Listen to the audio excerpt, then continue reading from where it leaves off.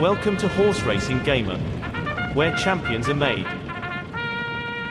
YouTube, what's going on? It's Horse Racing Gamer, back with some more Gallop Racer. Oh, brother. Anyways, we're back with another episode. Yeah, guys, comment in this episode. I probably will make this longer. I'm hoping. I feel like every time I say that, I never know what it's going to be until I start editing the videos. But yeah, leave your comments. What do you think about our progress so far? Who is your favorite horse in the barn right now? Everybody listening, I know you guys are hearing my voice as I'm speaking right now. Comment section below. Pause the video. Think about it. Look at all these horses that we have.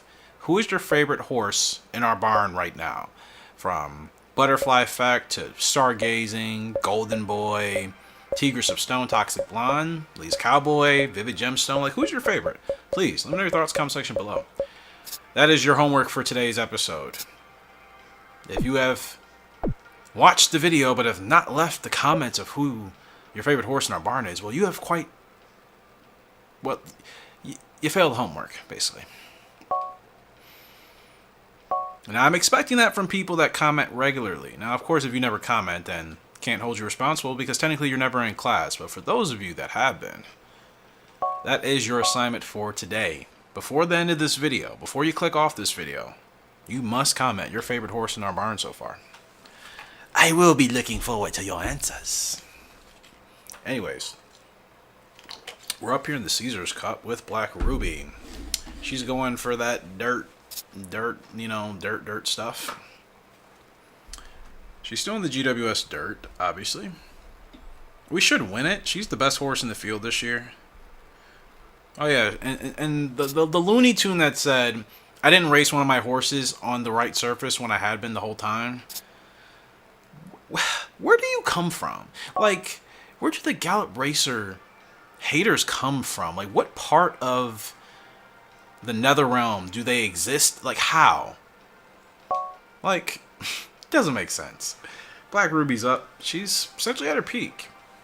And she's been awesome. Like I said, they definitely buffed her in this game compared to really the first three, in my opinion. I think she's the strongest in this game for sure. I don't know about in 2006, but I can't imagine she's... I don't know, actually. Let me just say I don't know, because she could be better in that game than I think. But she's doing very well for us here in 2004, so...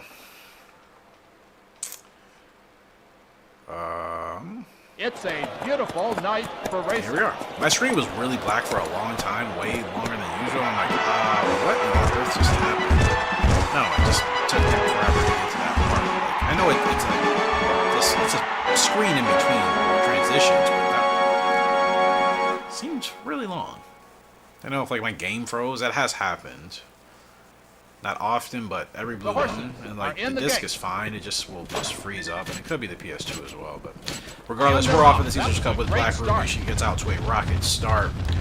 So we're going quite the distance here, 10 furlongs, and really this is our race to win. She just got to maintain and stay very close to the leaders, pounce on them in the stretch, and it should be another big win for her as she continues to, you know, move up, so to speak. But yeah, it's been really fun working with Ruby, man. She's easy to work with, you know. She's just one of those horses. You just have to get her in the right position, and she'll take care of the rest, honestly. Like, I don't feel like I have to fight with her a lot right now. You know what I mean? Now she's a little bit over anxious right there to get up to speed, but it's not necessary. I mean, it's not me fighting with her. That's on me. I kind of sense her a little bit too too fast. No, she doesn't like being held up, but like,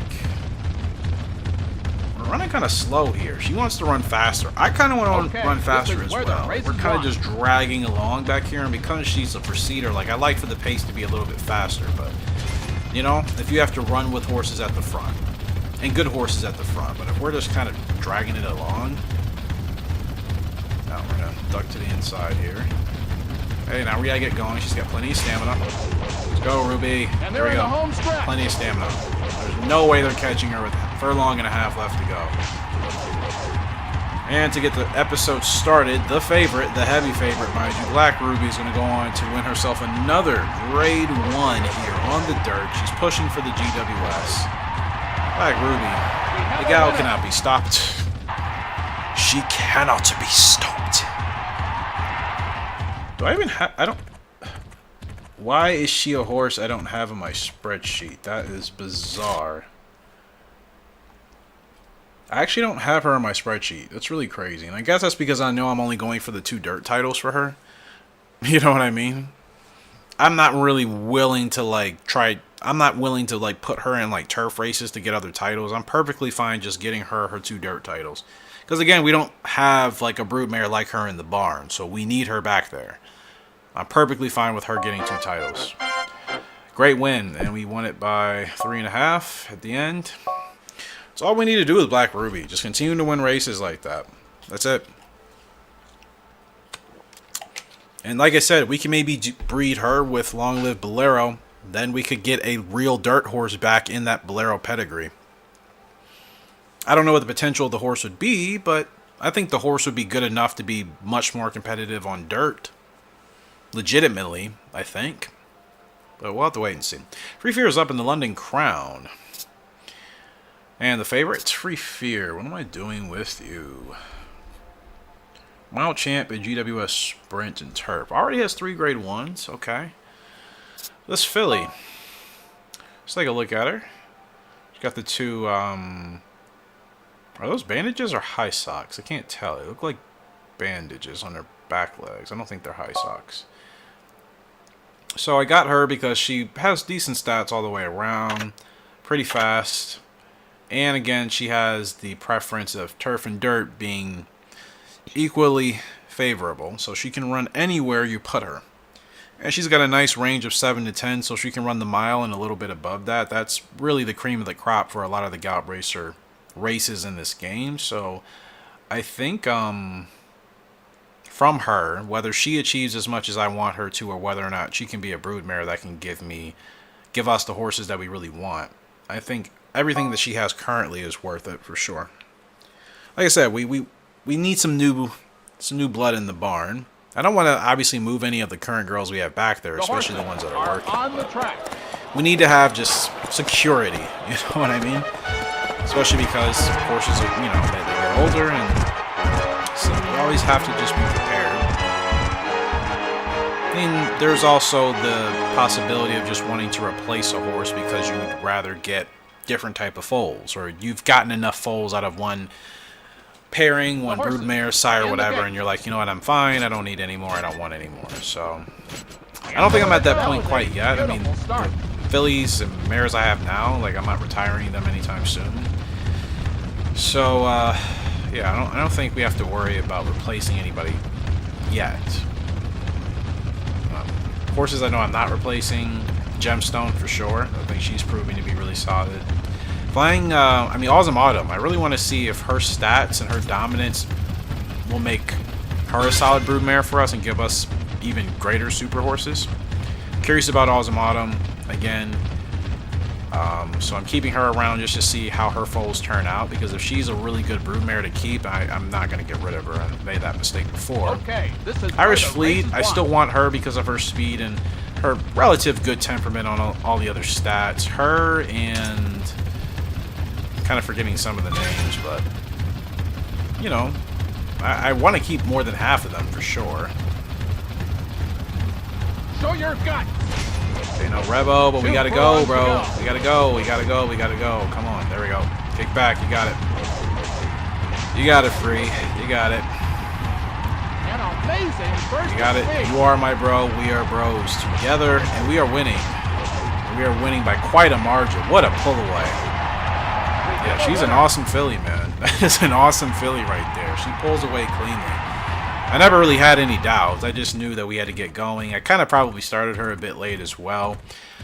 So we were kind of neck and neck with those horses for like half a furlong. But I mean, you could clearly see she was starting to pull away. She had so much juice, if anything. We really were able to just conserve and then pull away when everybody else had already kind of gassed themselves a bit. Spiritual Wolf. I like that name for a horse. I wish I could take that. An almost perfect race. Oh, I forgot. This is Silver's horse as well. And I swear our relationship still hasn't improved one bit. And I've been winning with his horse, as always. They're just ungrateful. These trainers in this game, they're actually really ungrateful. Some of them are, when you think about it. You can do so well, and they're just never happy. They don't have to, like, kiss your butt and throw you, you know, a cookie and creams party or something.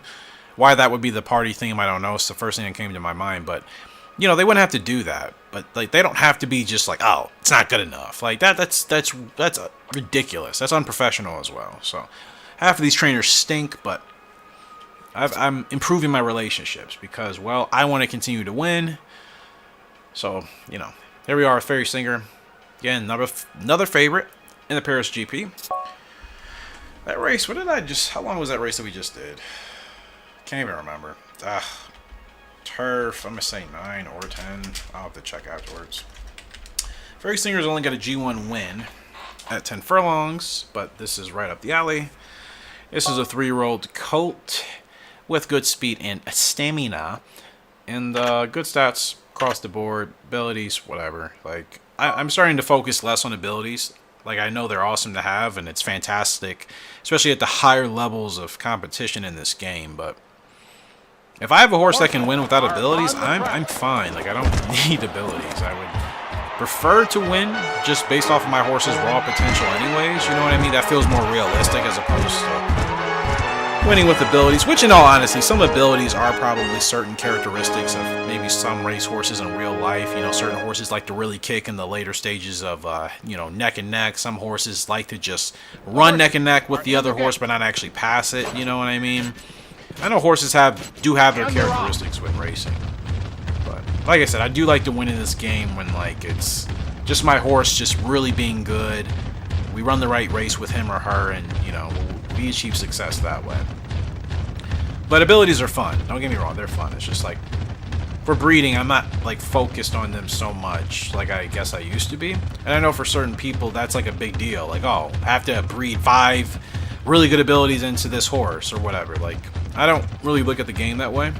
Would I like to get to that point? Sure, but and I know we will, but, like, I'm not obsessing over it. Like, if I get a horse without good abilities, as far as, like, the initial parent, that's fine. You know what I mean? We can always, to me, you can always breed abilities into a line at some point. It's not like you're cursed if you don't start your breeding pair with abilities. You can always get it in there at some point. 5 furlongs to go. You know, to me that's easy. But, like, getting a horse with raw potential that doesn't struggle a lot, that's a tricky thing to do. You have to make sure you are obviously getting really good, putting really good parents together and getting really good results from them. So I'm not gonna lie, this later stint of the race has not been run as comfortably as I would want, but we're gonna roll with it anyways. And they're in the home stretch. Okay, I think Fairy Singer's, yeah, he's got good stamina. We should be strong enough to make this work, honestly. Yeah, he's got plenty of juice left. Hang in there, bud. We got it. We got it. These other horses are gonna tire out. Keep pushing. 8 is still fighting on the inside, but no, Fairy Singer's got it, man. 8's still fighting, not giving up, but Fairy Singer's still too strong, too much left in the tank. Let's go, my boy. What a race. What a win. Like I said, I didn't really like how I felt in the later 2/3 of that race on the backstretch coming in turns 3 and 4. But this horse is strong enough to kind of nullify it anyways, and we get another grade 1. That's 3 back-to-back, right? That's 3 in a row. That's triple grade 1 wins to kick off the episode. It's just nice having good horses, and we set a record with Fairy Singer. That's freaking sweet. It's another win at 10 furlongs. Oh, well, take it. The spurts have been perfect. They've been absolutely perfect. Don't mind me. You guys know the routine. It's late. It's past 2 a.m. and I'm recording Gallop Racer. This is the vibe. Butterfly Effect. She's up in the Pluto S. 6 furlongs. Going for the sprint. See, if she doesn't do well here, then I'm going to stick to, well, actually, then again, wait. I'm doing that for Toxic Blonde and Tigris' Stone. What am I doing for Butterfly? Okay, maybe we... no, this is not a GWS race, but I think I just want to see if she's capable of winning a sprint. Because that's not really her thing, you know? Like, her speed is only at 69. Her stamina's still at 70. I think that gives her a chance. Her power's still at 81. She doesn't have any bad stats, you know. Good temper, good response. I think she can still be competitive. She's the 4th favorite. She's been the 4th or the 5th favorite every race, and we've still been winning with her. So whether or not the AI gives us favoritism is kind of irrelevant. I just have to get her last corner leader, keep her in front. I mean, gosh, she is so fun, man.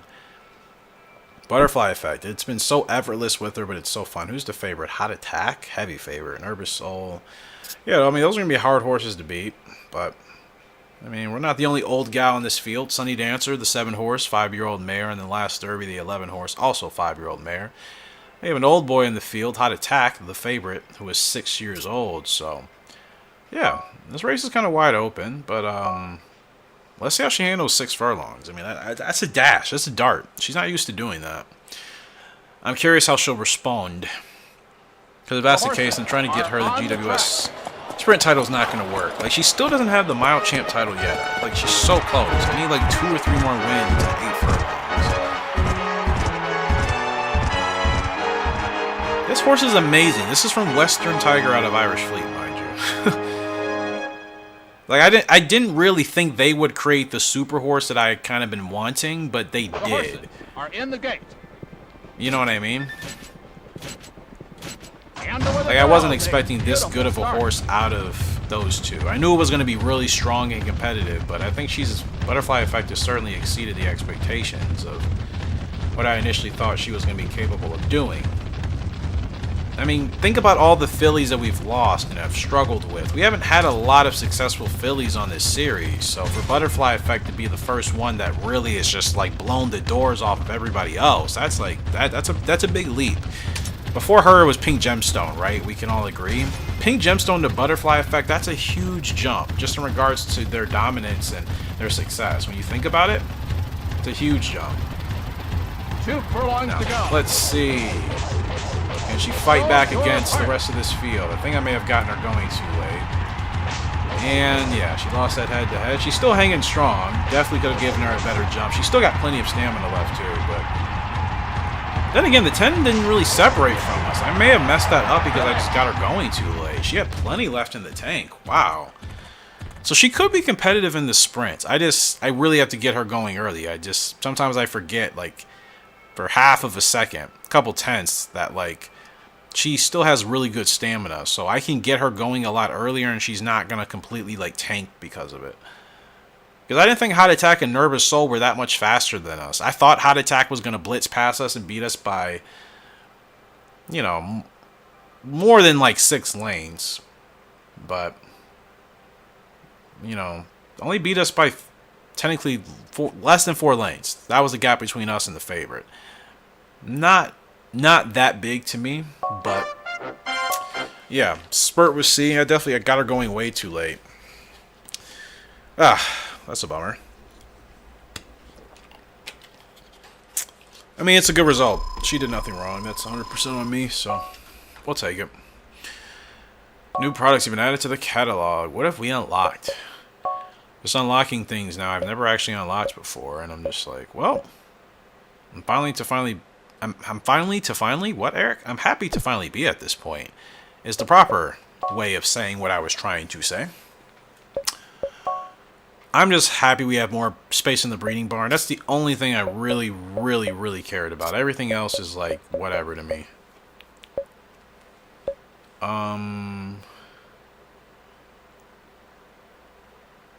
I bought this, right? The Hills Ferris wheel? Oh yeah, okay. So I wonder what's new.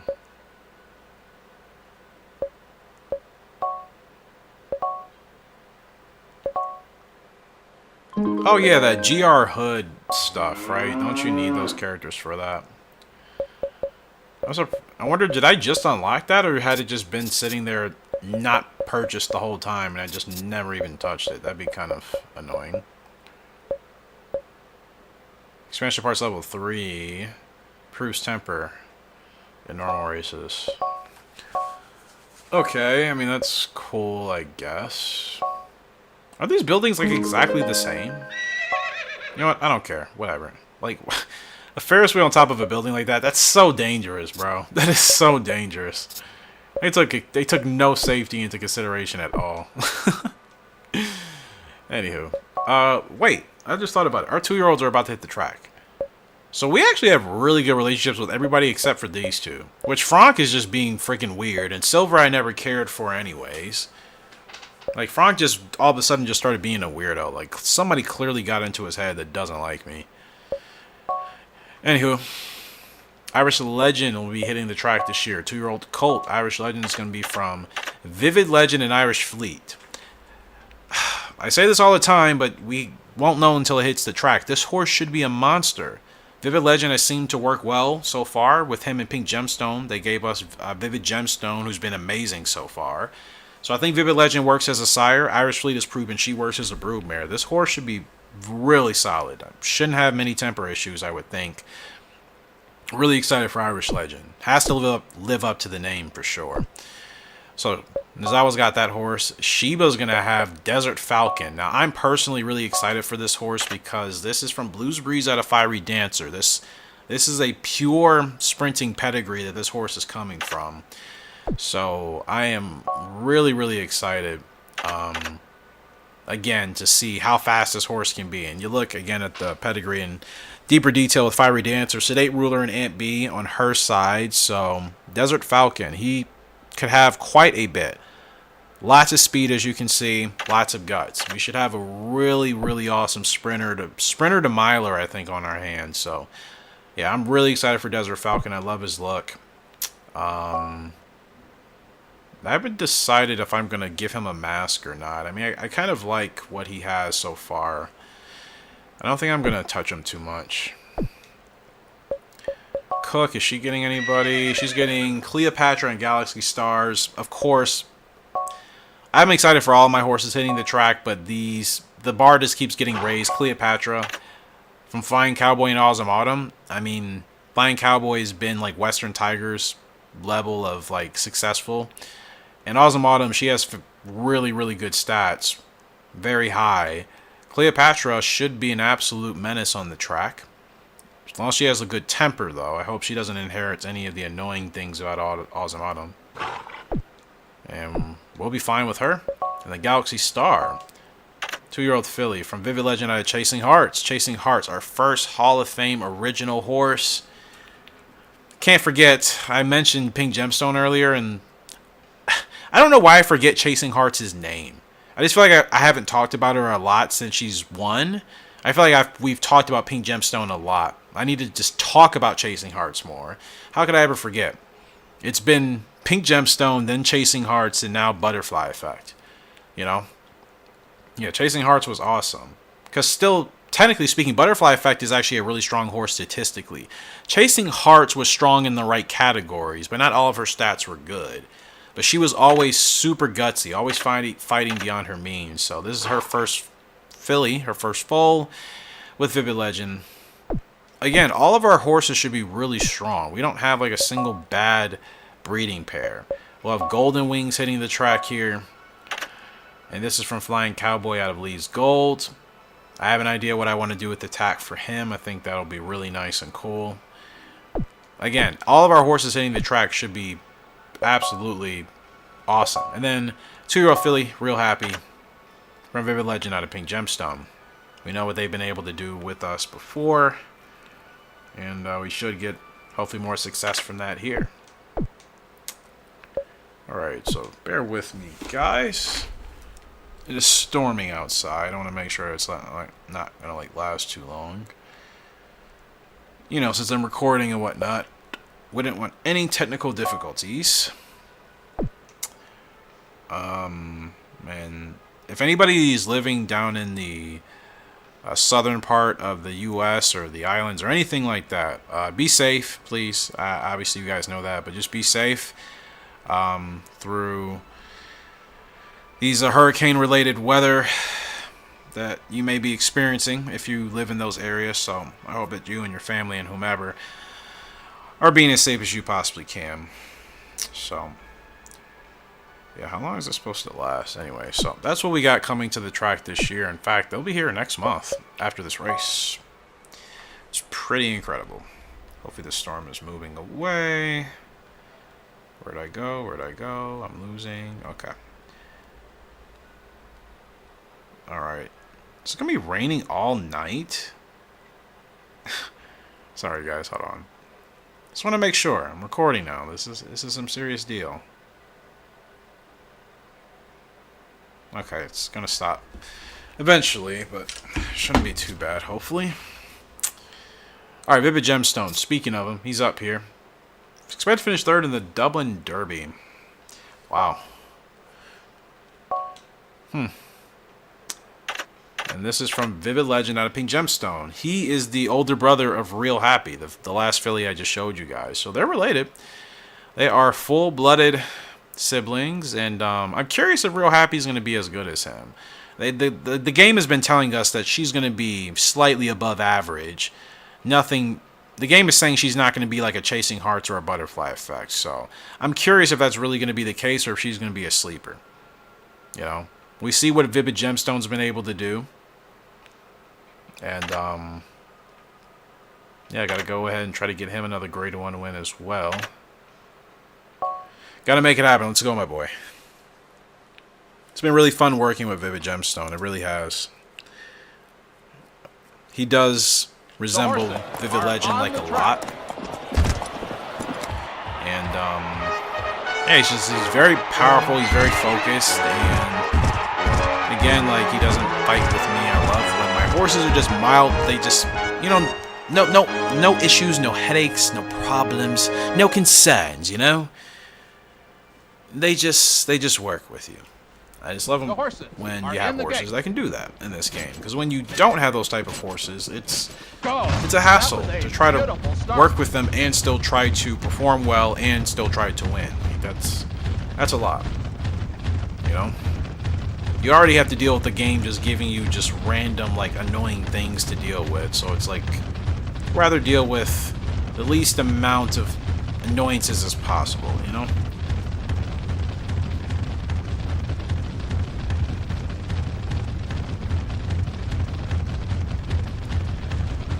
So we got a long way to go.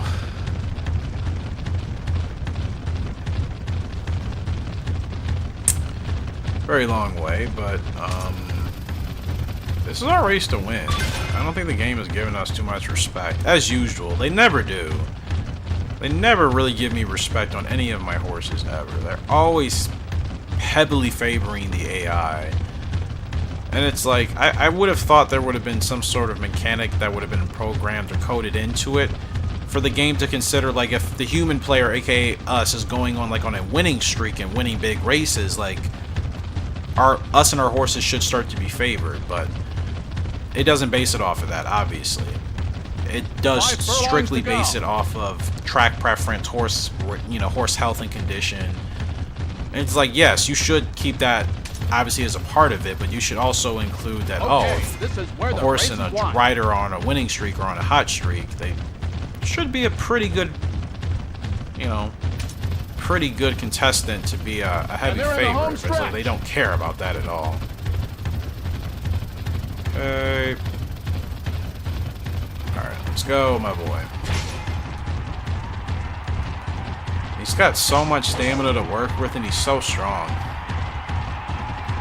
Hopefully he can hold on. Furlong left to go. Come on, Vivid. Happy Furlong. This is what I mean, man. The game is giving us no respect. Like, we have been on a hot streak. Like, come on. This is what we do. This is what we've been doing. Game's like, oh yeah, third best horse. No, we should have been the favorite.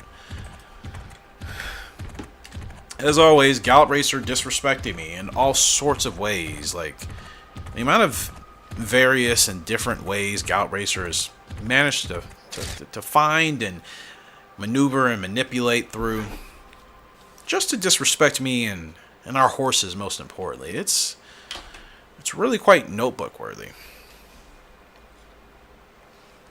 That was a clear, easy win by 2 lengths. Nothing big in that regards, but the win was never in doubt.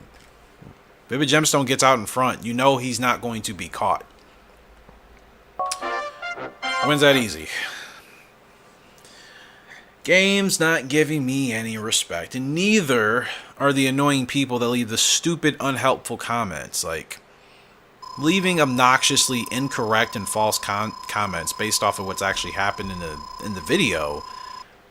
It's worthless. It's not helpful. It's a waste of time. It's a waste of time. For anybody that's done it, it's a waste of time. Well, first half classifications are up. Vivid Gemstone, 127 for the long, 123 for the mid. Okay. So-So, Fairy Singer's up there, 123 for the mid. Free Fear's up there, 121 for the mile. Cool. 3-year-old Dirt. Free Fear, she's 121. 4-year-old Turf. Courtly Lark is 132 for the long. Formal Opera is 128 for the mid. He's Stargazing is still 126. He's active. You know, what's great about Stargazing, even as he's been on the decline of his career, he still managed to always stay above like 120, well, really 120 and 125, you know, in consecutive years. Sometimes, you know, that doesn't always happen, so he's been very consistent. Golden Boy's still 126 for the mid. He's 105 for the long. Don't know how that happened. That 4-year-old Dirt, of course, Firm Ruby is up there, but that's not our girl because she is only 122. Black Ruby, that is. And she should be higher. Like, Formal Opera still 124. I get it. Long Live Bolero 117, though. That's actually not bad for him. But, like, Black Ruby really should be 125 or higher right now. We've almost been unstoppable on the dirt the entire year.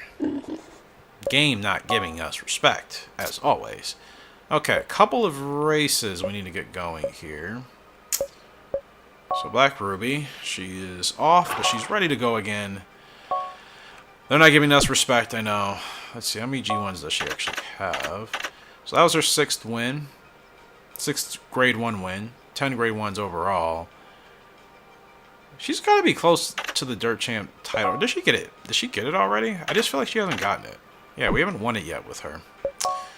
I don't know how many more she needs. She needs one more at this point, right? Long Beach Cup, I mean, she has to run in that anyways. I'm perfect. So that's what we got lined up for her. Fairy Singer. Fairy Singer's not doing well, but, yeah, that Derby was a lot. Derby was a lot for Fairy Singer. So, Fairy, I'll give you a layoff. 9 to 14. No GWS. Yeah, Fairy Singer's gonna have quite the layoff. Doubling Long. He's one of the only horses that can run that race. 73 stamina, so I think that's fair. Vivid Gemstone. Double S ranked Vivid Gemstone. 5th grade 1 win. Now he's won 3. Look at that. The last 3 races, excuse me, we were the 3rd favorite in each one of them, and we ended up still winning each one of those races. This is what I mean. Game is not giving us any respect on this horse at all. It's quite amazing. Yeah, Vivid's like, I'm unbothered by that ridiculous nonsense, and you know what? Fair play. We shouldn't be, because we're doing exactly what we need to do, and it doesn't matter if the game thinks we should finish 1st or 3rd, we're going to finish 1st. I would love to chase the GWS with them, but I don't know if this is him at his peak or not. Like, I don't know if he can still be like this as a 4-year-old. I mean, the bar is almost at the top, but sometimes it has a more rounder decline, so it means they can stay at their peak a little bit longer. I don't know if it's a round one or just like a sharp, like, kind of arrow. I just thought about it, like, what am I trying to get with him? Hold on. So, GWS Sprint. Well, I mean,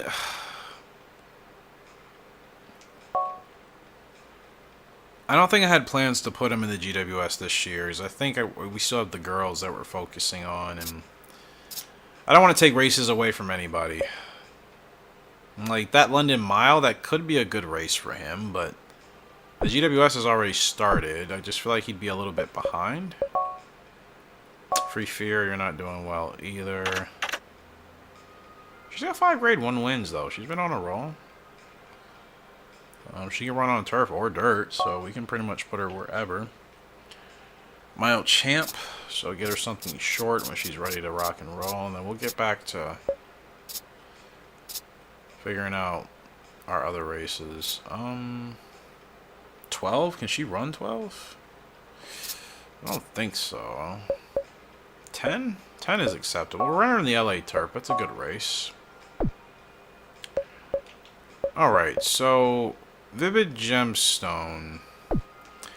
Alright, I need to actually double check how far we are in the GWS so far. If it's only one race, he may actually have a chance. Wrong thing, Eric. My goodness. Alright. GWS. That'd be for the sprint, so... Okay, so Tigers of Stone did win the first race, so she's already locked in. Yeah, I would hate to take that race away from her. I think Vivid Gemstone will still be strong enough to be competitive in the GWS. And again, the turf. Who am I trying to win the turf with? Butterfly Effect? No. Yeah, who am I trying to win the turf with?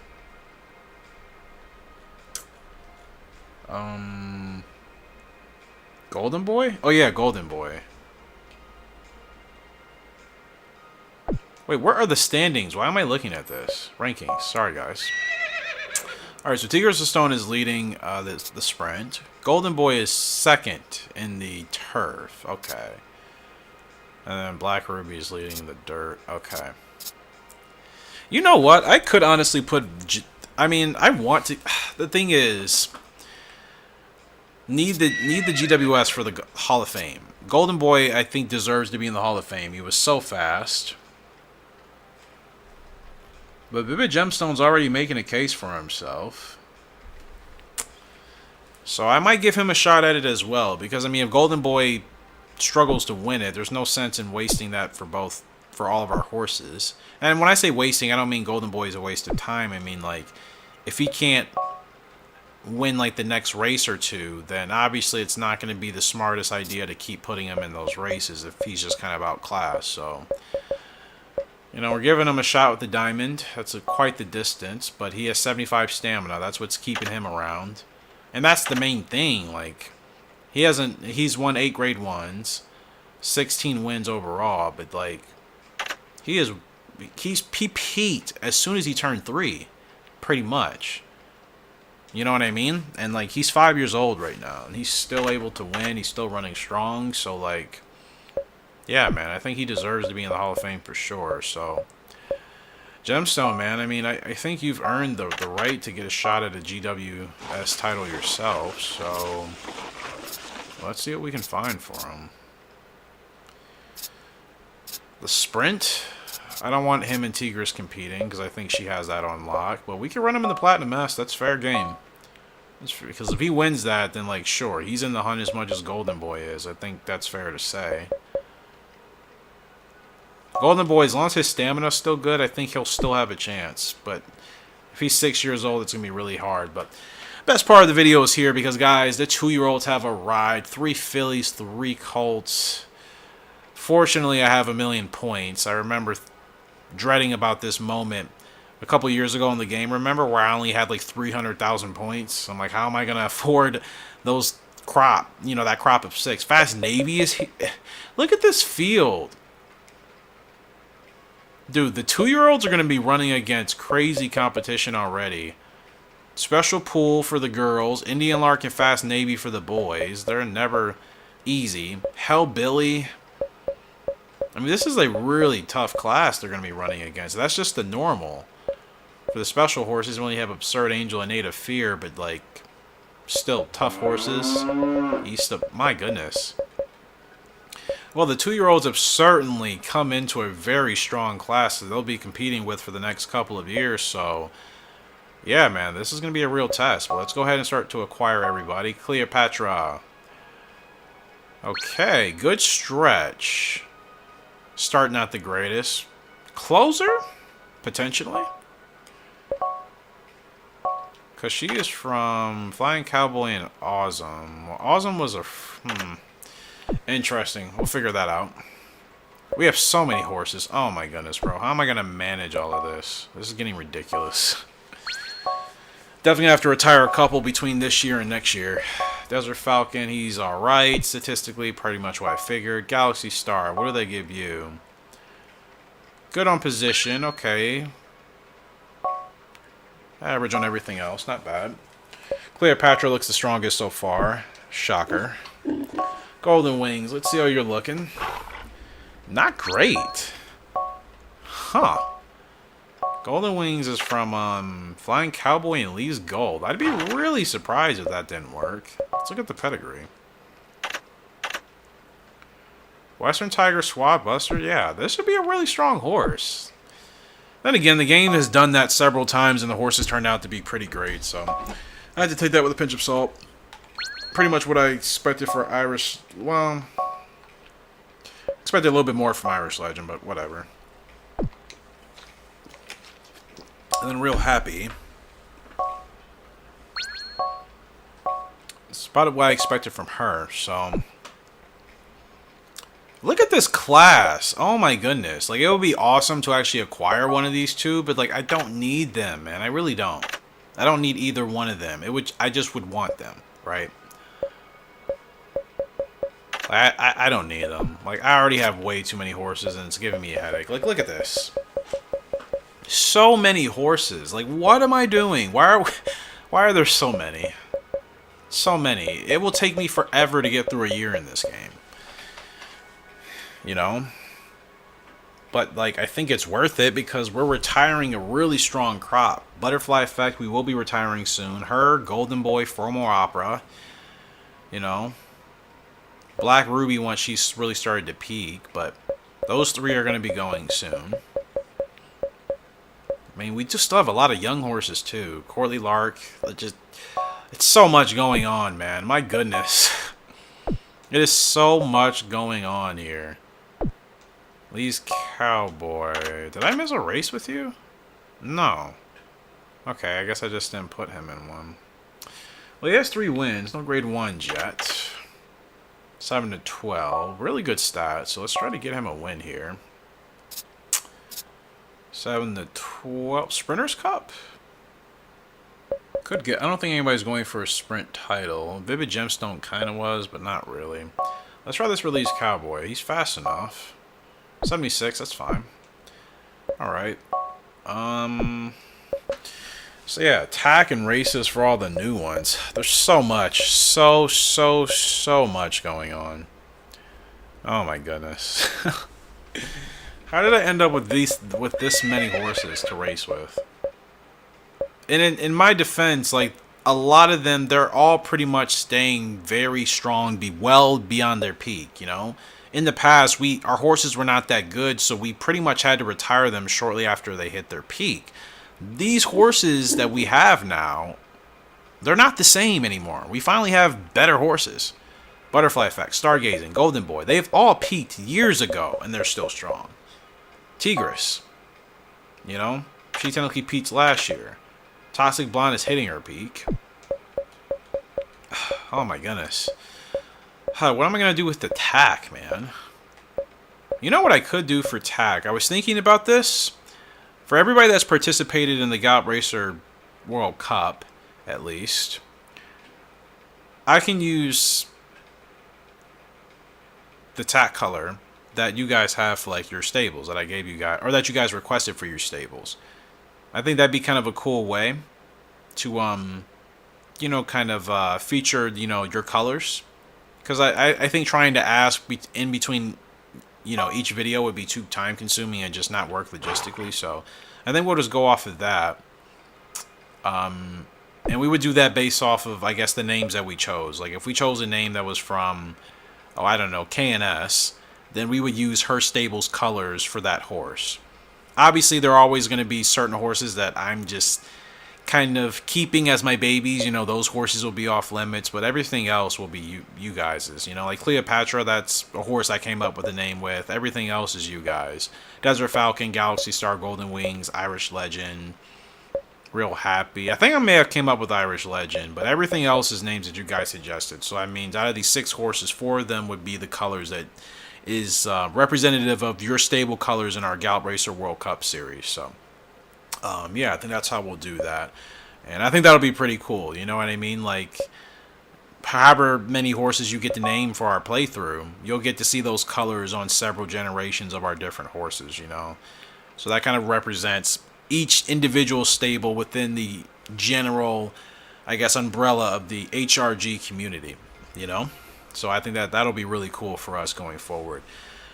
So Cleopatra, I'm going to go ahead and I'm just going to put her in... What I do with all of them, putting her in a grade 3 immediately. I really want to see what she's capable of right out the gate. I don't think this is a horse I want to baby. I think if she's going to be really good, we need to find out now. So it's got to be straight to business with her. Cleopatra. What am I going to do for you? I have an idea. It's going to be very different. I don't know if it's actually going to work, but... I don't know if it's really going to work, but I'll see.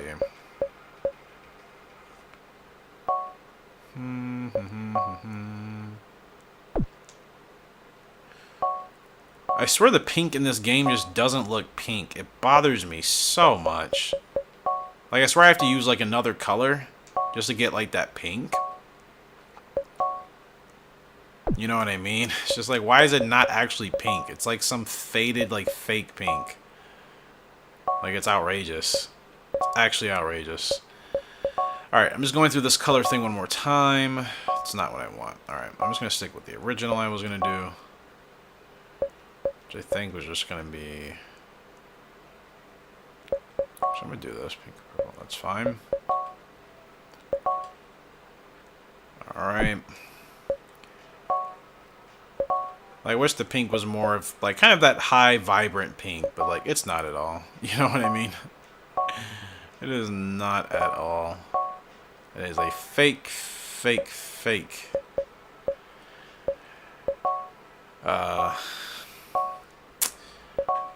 Can't think of another word beyond that, but, yeah. You guys get it by now. Yeah, you guys get it. Cleopatra, she's got to be fiery, man. Like I said, this is straight to business with her right out the gate. I kind of like that. I think I just want to change from the pink.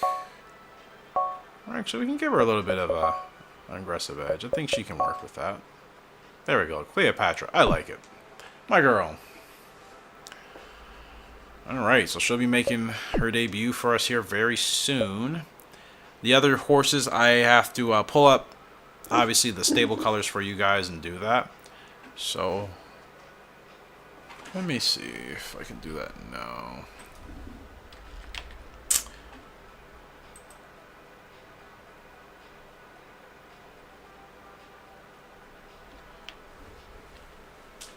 Alright, standings? Alright, cool.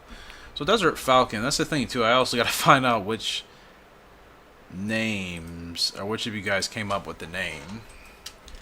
So bear with me, let's go ahead and look at Desert Falcon next. Alright, Mr. Falcon, who came up with your name? Gosh, I wonder if I even put it in here. I probably didn't. Like, when I pick names that you guys use, I just kind of, like, I have them in a spreadsheet. And then once we use them, I just kind of X out of them because I figure, like, okay, like, we'll see the horse's name in the game. But, like, now I can't even remember, like, who came up with what name. So, you know, how about this? For the sake of this video, I don't really want to do this, but can't really think of another way. These names, you guys should obviously recognize the names that you selected. Desert Falcon, Galaxy Star, Golden Wings, and Real Happy. Whichever one of you came up with each of those individual names, let me know in the comment section below, and then obviously, you know, I'll be able to know which stable colors you have for the Gallop Racer World Cup. So, if you're involved in that. Now, if you're not involved in that, like I think Abigail isn't, and somebody else, like if that's the case, then you can just let me know what colors you want, I guess, for horses that, you know, you end up naming. That'll be fine. So, yeah, for now, I'm just going to pause on that. I don't think I need to make this like a separate video yet, I don't think. Because like I said, I would like to get these horses with you guys as tack. I mean, we can race them without it for a little bit. I don't think that's a problem. I think, obviously, once this video is uploaded and it's done, then once you guys give the suggestions, I'll make sure to hold off on playing the game until then, which is fine. I would probably just go back to 2003, and I do want to get into other games back on the channel. Just requires more time that I don't have right now. So yeah, Desert Falcon, everybody else will get. So Irish Legend, I was going to design this horse. And to be honest, I'm going to keep Irish Legend pretty basic. We are going to go ahead and give the horse the shadow roll, though. We are going to go with the green to match our silks. We are going to go with the green and the white. Yep, go with the green and the white. Irish Legend. Or we could do green and orange. How would that look? Nah, green and white. Yep, Irish Legend. There he is. Simple enough. Guess we'll decide on a race for you as well. 8 furlongs, sure. You know what? How about this? Wherever the AI want them to race is where I'm going to race them. Like, I don't know anything about them anyway, so I might as well just let the AI choose. I'm not putting anyone into grade 1 yet. I don't think. I was going to race them all in grade 2s and grade 3s.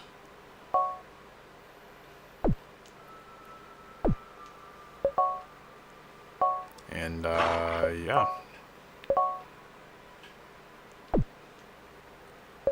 Oh, basically go from there. So I'm going to take a break at this part in the episode. And once we come back, so many horses. I mean, we have a lot of good horses. That's also what's frustrating. But like a good frustration. It's like, it's a good thing, but it's also like so many to manage and remember. And not mess up your other horse's chances of winning a title based off of one race or something. You know, I don't want to make any mistakes because I just have so many horses. Like we have, let's count. 1, 2, 3, 4, 5, 6, 7, 8, 9. So that's 9 all the way there. 10, 11, 12. We have over 20 horses right now. That's insane. I've never raced with that many horses in Gallop Racer or any horse game ever. Over 20. And like I said, we're only going to be retiring like 3 to 5 within the next probably half a year. So that means we're still going to be left with 15, which is probably right back to where we were before the new 2-year-olds came. Like, I was fine managing what we had, but now you're adding an additional 6. Yeah, that makes it a little bit more daunting.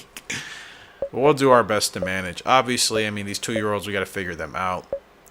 Hopefully we don't lose anybody. I'd be really disappointed if we lost any of these horses. I think they're all going to be good in their own ways. So I don't want to lose anybody. So we have to make sure we're locked in with them for sure. But yeah, I'll be taking a break, and we'll be back with some more Gallop Racer. YouTube, what's going on? We're back here with the same episode where I have way more horses than I should. I don't think I've put everybody in a race yet. And you see, this is something I don't want to deal with long term, like having to double check 20 horses to make sure they're all in a race. Like, that's going to get really old really quickly. So, I think, shouldn't all the 2-year-olds be ready to go in a race? And I did also put all their tack together for everybody. Galaxy Star, who is she from again? Vivid Legend and Chasing Hearts? You know, I said I wasn't going to start any 2-year-olds in a G1. She's the exception. Mainly because there's probably nothing else available for her till the end of the year. And everybody else should be ready to go. We have so many horses. It's ridiculous. Like, what am I actually going to do with all these horses? Vivid Gemstone is finally double S. Wasn't he only S ranked? They finally decided to move him up to the double S category. They finally realize he's a pretty strong 3-year-old. He's only lost 1 race. He's won 5 grade 1s already. The game finally put 2 and 2 together to say, oh yeah, maybe this guy should be a lot stronger than he is. Tigris is double S, Toxic. Yeah, quite a bit has changed. I think some horses were still not double S. Then again, maybe I'm just looking at things wrong. I think everybody has a race. I hope I'm not skipping out. Yeah, I think everybody is good.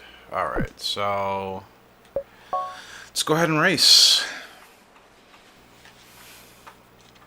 Let's go ahead and race.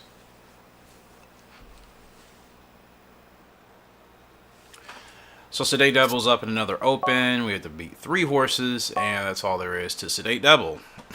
Honestly, there's really not much else to her. Because she's got a long way off of her peak, so we just have to be patient. The horses are in the gate. Okay, almost a perfect start. And away they go. That was a great start. Good stuff here with us and Sedate Devil. And we're going to go ahead and just drop her back a little bit. And we'll roll on from there. So, yeah. This is a big year for the horses that have already been on the track. A lot of them, because if they can't get the title at the end of this year, I'm just going to have to go ahead and just retire them. Which, again, is a bummer, because I want all of my horses to enter into the Hall of Fame. But you know what? That's not an easy task. I mean, you have to have the right horse that is capable of winning, you know, a number of races. In order to clinch a GWS title, and depending on what field they're running against, what class of horses they're competing against, that's not an easy task all the time. You know, so as much as I want every single one of my horses to get into the Hall of Fame, I'm well aware all of them probably aren't going to get there, just because of timing. You know, like I want to make sure that I give titles to the horses that I think are going to prove to be the strongest sires and brood mares in the back of our barn. So, at the end of the day, that's really the priority. Even if I like another horse, like, if they're not going to give us the best chances of producing some strong offspring, you know, they don't take priority. But Sedate Devil fighting really strong here, as I'm in the midst of kind of blabbering on. She could get up for a podium, maybe even the win. No. Wow. I mean, she's, again, a couple years off of her peak, so that's a really solid effort in a race where we were supposed to finish 11th. We finished 2nd. And let's see how the dividends pay out for that. As you can look at that trifecta, $2,000. That's probably a $2 trifecta, 7, 12, 6. If you place $2 on that trifecta wager, that's insane. Great stuff there from Sedate Devil. We'll take it. We'll take it. Wanna woo. Sorry about that. But yeah, I'm really happy with that effort. I was not expected it in any way. Jockey Challenges I don't care about. I'm glad to see that they weren't going to actually offer me one, because that's what I thought it was going to be. It's like, don't they understand? I just don't care. But no, they don't. They don't get it. Toxic Blonde, she's up. If she doesn't do well here today, her chances of getting into Hall of Fame are probably going to diminish quite a bit, because this is a race she's got to win. She's a second favorite, so she has a chance behind Sly Shark, and yeah, Toxic, come on now. 85 speed. She's getting faster. I remember her stamina being at 57 just a couple of weeks ago, so she still hasn't peaked yet, even though she's almost right there. Good power, good heart. Like I said, her stamina is not great, but she's such an interesting horse, because as you can see, she has a lot of stats in the 40s and 50s, but her stats in the 80s are pretty important. And then she has close race okay, which is a fantastic ability to have in deep stretch. Yeah, let's see if she can get it done today.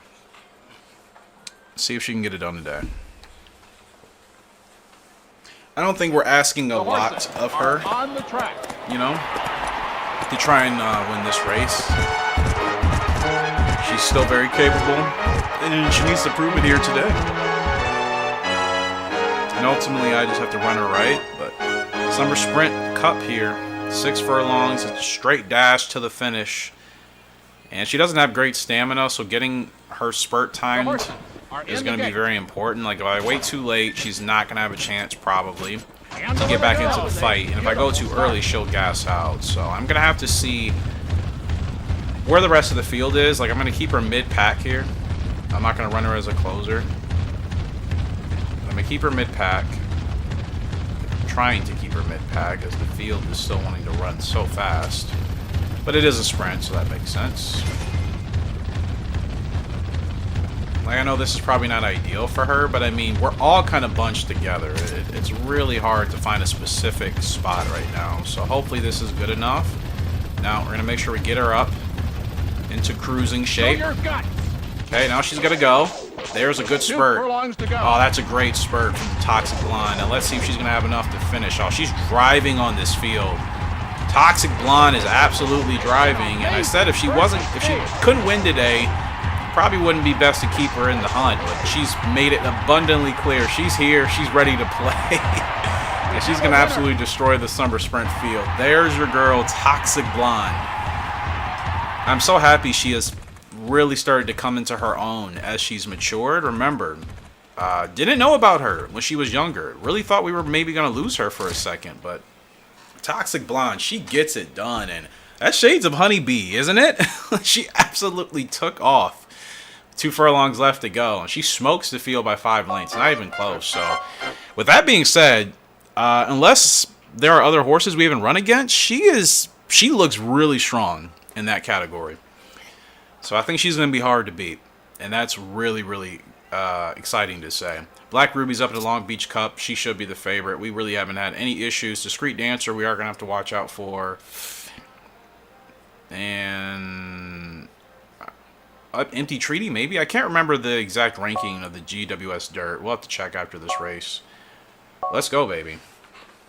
The girls are doing well. All the gals are doing well here for us.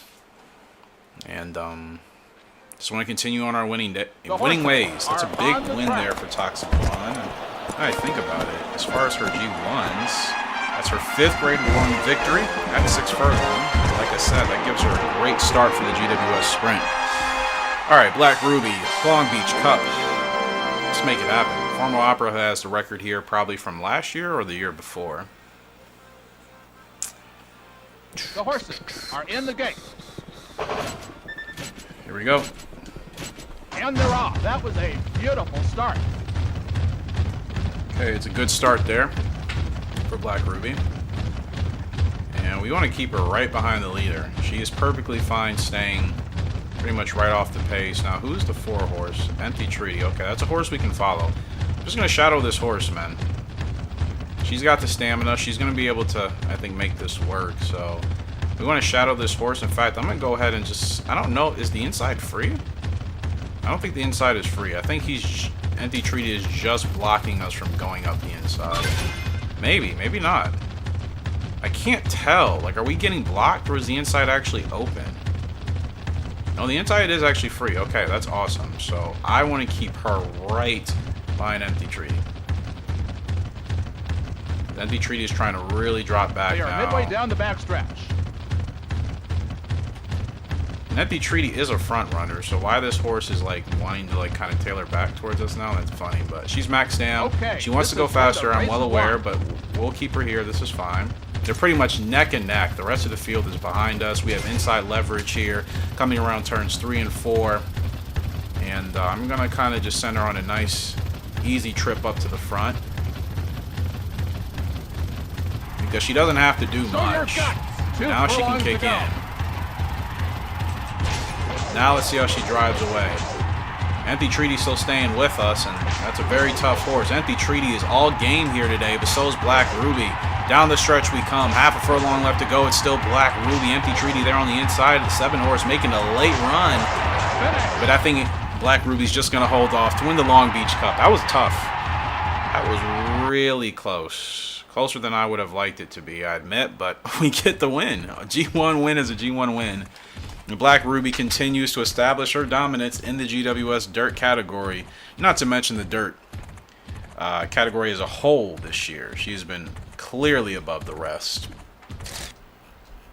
And, yeah, Black Ruby, your Long Beach Cup, awful photo. Doesn't matter because, again, you can't save photos in this game. That's such a weird thing that they chose to leave out. Like, oh, you can take those photos, but, like, they don't actually save anywhere for you to look at in the game, from my understanding. It's like, okay, well, what's the point? Doesn't matter. Black Ruby, another GWS win for her as far as an individual race. 2 wins for the gals. 2 G1s. That's what you like to see here. And as you Look at the rankings for the sprint. Toxic Blonde and Tigress of Stone, the stable mates. They are going at it. They're going at it. So, you know, Toxic Blonde feels the strongest, but Tigress, I think, also can make a point. Golden Boy is still second in the turf, and Black Ruby's firmly ahead. And like I said, Firm Ruby is our real contender, and I don't think that horse is gonna hold a candle to Black Ruby for the last couple of races on legitimate merit. I'm not saying that horse can't beat us, but I think Black Ruby is still better. So we should win, and the turf is still up in the air, but we should win the sprint. We're gonna win the sprint regardless of whether it's Tigress or Toxic, and we should win the dirt with Black Ruby. So. Alright, 3 horses down. Let's get them in races. So, I want to try... The thing is, Toxic is hitting her peak now. She has a chance to run it again next year. You know, I'm thinking about who do I want to put in the Hall of Fame. I think Tigress is like a butterfly effect. I think she'll still be strong enough, but she is slowly on the decline. You know, and we are doing the sprint category. Like, she might be better off trying to run in the turf, so... I don't know who to prioritize. I kind of want to prioritize Toxic Blonde, even though I don't think she'll make as good of a broodmare because of her low 50 and low 40 stats. But she does have good abilities. But again, so does Tigress of Stone. Tigress of Stone technically has better abilities and better stats. But as you can see, she can run such a long distance, as far as 7 to 13. You know, Toxic Blonde, I think, is a sprinter, hence her low stamina. At her heart, so I think we should prioritize her more. So I'm gonna go ahead and put her in the next race whenever it's available. I think that's fair. We want to make sure we keep our chances of winning this as high as possible. And the Super Mile Cup. That's a stretch. That technically would probably suit Tigress better. Like, I'm just seeing if there's another shorter 6 furlong race, but I don't think so. So here's what we're gonna do. Since there's a couple of races at 8 furlongs, Toxic's going to go ahead and run the Super Mile. And then we're going to put Tigress in the other GWS race after that, which might be the Sprint. I mean, the Paris Mile? Yeah, Paris Mile. So, I mean, whoever wins is going to take priority. Like, if one of them ends up dropping the ball, we're obviously going to have to focus on the other horse. So, I'm fine with either. I think whichever horse is proving that they can win those races the easiest, I think that horse deserves to win. Both girls deserve it, but I can't pick and choose, so I'm just going to let them duel it out on track as they've been doing since 2-year-olds. And we'll see who ends up getting the better end. But you have to think about it. Since Toxic Blonde and Tigress of Stone were both 2, they have been having some really great on-track fights, you know, as far as just trying to compete against one another. When you look at them, Tigress has 7 G1s, Toxic has 5. Tigress has won 11 races of her 18. Toxic has won 9 of her 18. So clearly Toxic is just 2 G1s, 2 wins behind Tigress of Stone. And you see the difference in earnings, but they really both have done exceptionally well. They're on a similar trajectory, so that's why I can't really prioritize both of them, because I'm like, I don't know, they're both great. Now Sedate Devil, give her some more time off, as long as I can, honestly. I'm just gonna run her... What's her distance again? I always forget. 8 to 12, okay. So since you can run 8 to 12, my girl, we're gonna go ahead and run you... I don't know if she's ready for a grade 3 yet. And an open seems a little bit long. I'm gonna stick to an open, because, I mean, she's got wins are more important than just running her in higher classes and not getting dubs, so... Alright. So, 2-year-olds will be making their debut next month. None of them are racing this month. And Desert Falcon's not racing all the way till October. In a grade 3. I think that would be a good first-time test for him. Alright.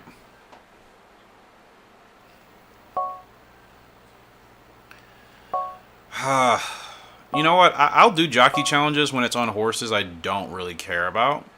And that sounds really bad to say because I care about all my horses. I guess what I'm trying to say is, if I'm ever in the mood to accept a jockey challenge, it's going to be on a horse that's probably not mine. Like, maybe I'll end up trying to test trial a horse through one of the trainers. That's a different story. But, like, I don't want to do it on any of my main horses. I like what I got going on. There's nothing for me to gain that I want to gain. And, yeah. Anyways, we're switching gears. Golden Boy, Diamond Cup. This is a tough ask. Like, I wanted him to chase the GWS turf, but expected to finish 6th. He's got to run 12 furlongs. He still has the endurance and the stamina, which is his helping case. We got to beat 5 other horses today, because he's only 2nd. So if he can't get a win here today, I think it's going to be very hard for him to win the turf. You know what I mean? That stamina, though, 75. He's technically almost 3 years past his peak, so he's still doing exceptionally well. And he deserves to be in the Hall of Fame. But again, if I can't win him the turf, what am I going to try to go after? The sprint? He is not fast enough for the sprint. This is his only chance, really. The horses are on the track. Yeah, this is his only chance.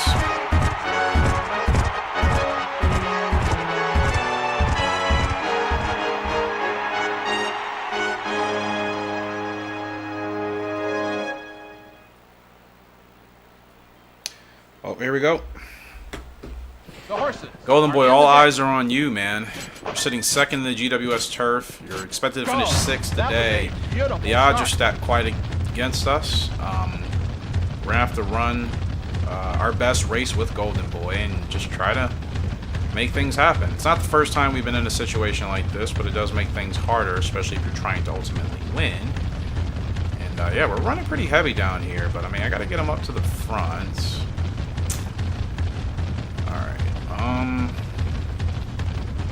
I was going to say follow these horses, but of course that horse moves in as soon as I send the command to do that, so that's a little bit annoying. Like, we're running a lot harder than I even want to run as well, but like, finally, can we settle in behind these horses? Stop. We can't even really settle in. Now we can. They're not even running that fast according to the, the intervals at the top left, but it feels like we were kind of pushing pretty fast there. But we were on on a downhill slope technically, so that probably aided us in our speed. Much slower. Max Stam, which is good, so he's comfortable now. Good thing is, I still think he's strong enough to handle this type of pace. It's just, ideally, you'd like to not run your horse using like 80% of their stamina for a 12 furlong race. That's not super ideal. This is where the race is won. But I like where we're at right now. And to be honest, Pale Rhythm, this is the horse we really got to watch out for. So I'm going to try to get Golden Boy up on the move. He's got plenty of stamina left to go. Pale Rhythm's going to try to get going. I'm not going to block that horse. We're going to make this fair. There it is. There's that spurt that you need. Now, Golden Boy, can you do anything? He's got plenty of stamina. He's going to be able to make this work. But this is what I mean, the speed. He's fighting strong, though. Golden Boy's fighting strong. Furlong left to go. Down the stretch we come. Pale Rhythm is still pulling away. Are we going to kick into anything? Half a furlong left to go. Golden Boy, he's still there. Big time effort. Big time effort. He's going to finish 3rd. Ah, that's rough, man. But that's rough in a good way, because like there was nothing I could do, and that's what I mean. His speed, you give him an extra what, 7, 8 points in speed, I think we're winning that race.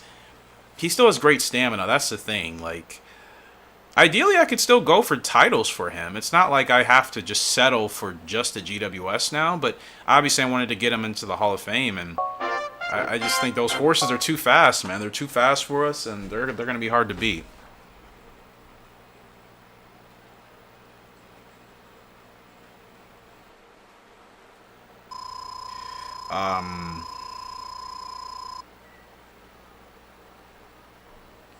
So yeah, that's a great effort. I'm not upset with the horse. I think he fought his heart out. I think he absolutely fought his heart out, did the best he could, but like I said, I think him just having that lower to mid 60 speed, since he's technically 3 years past his prime, I think that hurt us today. And as you can see, the crazy thing is he's still in the fight. All it takes is one really good race from us and a bad race from the others. He still has a chance to win, so I thought points-wise that was going to affect us worse, but because he still finished 3rd, he still gave himself some points. And Pale Rhythm and Global Ruby are only ahead by 2 and 3 points individually. So Golden Boy still has a chance. That's actually, that's awesome. I'm glad to know, because I really think he deserves to get into the Hall of Fame. I just don't know what I can do differently. Like, look at his speed. It's going to be in the 50s soon here, people. I mean, I'd say his next race has got to be it. Like, if he can't manage to stay within a couple of points. I don't like. We have to win one of these, I think, to win the championship. Unless the AI just stop running their horses at a certain point, which I guess is very possible. It's not like they haven't done it before, but it's gonna be a very tall ask to win if nothing else happens in our favor. You know what I mean? So, and then I'm gonna have to keep running him the Paris, these longer distance races. But to me, that's it. I mean, I think he's still double less, but I mean, it's going to be hard, man. Like, do I put another horse in that race and try to win it? Do I just say, that's it for Golden Boy? Like, who else? There's not even another horse I can put in there right now, when I think about it. And I don't want the AI putting him in a race I don't want him in.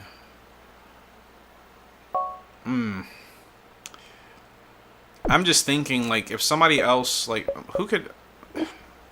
Wait, let me look. I'm trying to figure out who else could still potentially run in the... Why is Butterfly Effect in the... Did I miss a race with her? Wait. Sorry, I feel like I'm just all over the place right now. Did we miss a race with Butterfly Effect? No, we didn't. Okay. We haven't raced her since June. What are we doing with you? We're chasing a title. I think we're still chasing Mile Champ, which it feels like I've been chasing this with her for like a year. She's close. I think she's got 3 or 4 wins at the distance, so... I mean, whenever it's appropriate for her to run 8 furlongs, we'll run her again in 8, but I don't know when that opportunity is going to come up again. London Mile, she's already won the GWS Turf, so that wouldn't do her any good. She's gotten... Has she gotten mid and long champ? Now I think about it, wait, because I'm focusing on mile champ, but like I could very well get her the other titles. She's got long. She doesn't have mid champ. Okay. So you know what? Let's just focus on anything that's like 10.5 and lower, or technically 11.5 and lower. So she can do that, and she'll be fine. She's ready to go. So let's see, what can we find? Sprint champ. I'm not really looking forward to that. 9.5 in Chicago. I think that's a good race for her. All right.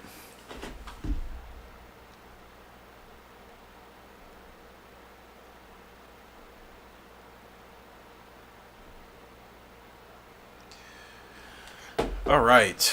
Yeah, it's really tough with Golden Boy because I feel like I could potentially put another one of my horses in the GWS, and if we win that race, we could end up stealing it. There's still a number of races left. Like, I could put Tigris in there or Toxic, and that's what I'm kind of debating. Like, I feel like the loser, whoever doesn't win their respective GWS sprint race, I think I could try to give them a run in the turf, but that means we'd have to win out. And I don't know if that's asking too much. It's just, you know, I think that race with Golden Boy, I just feel like that was his best effort, you know? That's why I'm, like, hesitant on putting him in a race. I just don't know if he can do much better than what he showed us. And 12 furlongs, that's such a long way to go. Then again, if I would have gotten the jump on Pale Rhythm, I think we could have held on. His stamina is still working for him, so maybe I just need to get a better start. We'll go ahead and put him...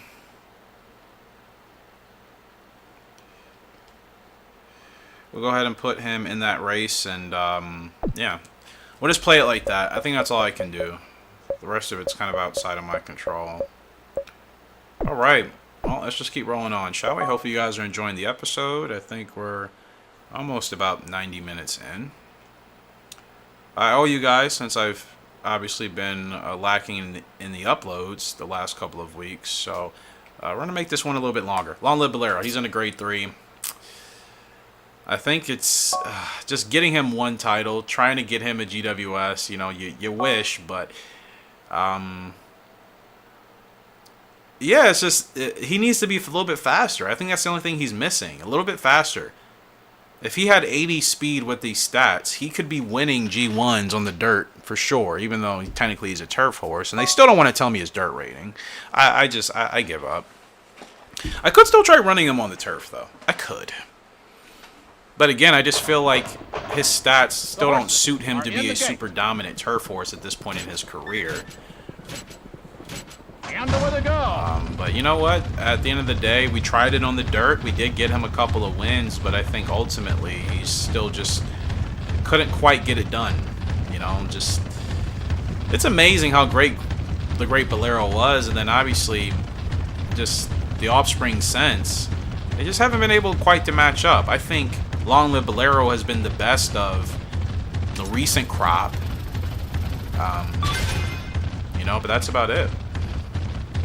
So, I think we're just going to finish the rest of his stint on the turf, and I don't think he's a Hall of Fame bound horse. So we're just going to run him until it's time to retire him, and I might give him an early retirement. I might go ahead and retire him next year again, just to free up more space. I will retire him for breeding. I think with the right broodmare, it'll be worth it. Okay, no Revo, which is fine. Okay. Good jump. Now let's see if we can run him down with Long Live Bolero. We are the third favorite. We are the third favorite here in this race. And Long Live Bolero looking pretty nice on the turf here. And I know obviously that's his preference, but I was hoping, because he does have dirt in his pedigree, and he's going to win this grade 3 really nicely here. So yeah, I mean, I suppose we can try him out at some more higher staked grade 1s. Domestically, nothing international. I think that still might be too tough. But I think he still might be able to sneak away with the GW1 win here and there, if the turf can really work for him with his current stats. That's the thing I don't know. Almost a perfect race. Yeah, that was pretty smooth. It's pretty smooth. We'll try him out in the G1 next time out and see if he can nab one.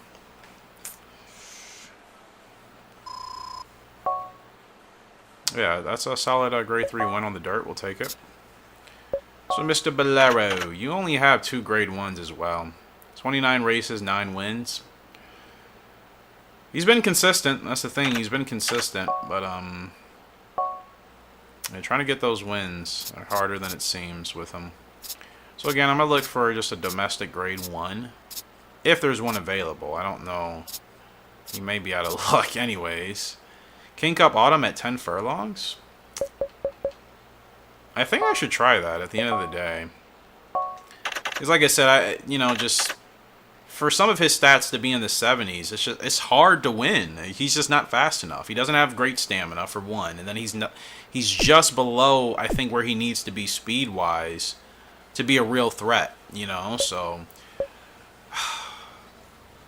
depending on how he does in that grade 1, I may go ahead and retire him, to be honest, because like I said, I just can't win the dirt races with him like we would have wanted. It's not his preference, probably, but we gave it a shot because of the dirt and the pedigree. And now just to try him out on turf and see if he can handle it. But if he can't, at least finish in the top 3 in the King Cup Autumn, I might go ahead and retire Long Live Bolero. Had high hopes, high expectations as always, because I just want another Great Bolero to do Great Bolero things, but hasn't happened yet. Real happy, though. She is making her debut here for us today, and she is the favorite in this field, going 6 furlongs. Gave her a white hood with the peace sign, a light blue emblem, essentially powder blue emblem, powder blue shadow roll, and then she's got the predominantly pink bandages with the powder blue stripe. So that's her tack.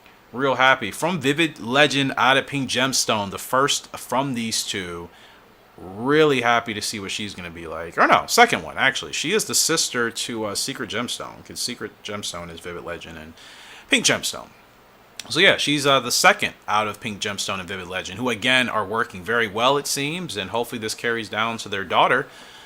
Firstborn, Real Happy, sister of Secret Gemstone, her older brother. Well, I assume she's probably going to want to run as a procedure, so I'm just going to do that. We'll get a really good grade. I know I'm close. If we get a bad grade, I know I probably need to be running her a lot further back. The horses are in the gate.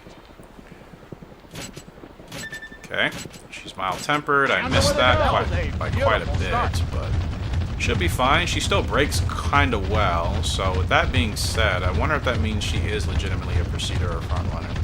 She has to be, right? I mean, Gemstone was a procedure. Vivid Legend...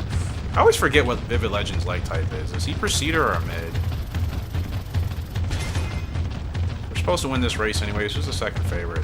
I don't know. I may change your attack, but for now, I may change the pink and the blue bandages. I might might be throwing me off, but we'll see. She's max stam now, which is good, and she still has plenty left to go. Okay, we can get her on the roll, the run now. And furlong and a half left to go. Real happy. She's got a lot of space, but the field is charging. The field is charging up on her. Oh, come on, Real. Finish strong, my girl. She's going backwards. She's going backwards, but she's going to finish this race clearly out in front. Plenty of stamina left. I guess I could have really gotten her going sooner, honestly. But it was still weird. Like, she had plenty of stamina left. It wasn't like she was going to be in danger for another half of a furlong. And the field was still closing on us. Yeah, I might change those powder pink, or those pink bandages. I think they're throwing me off.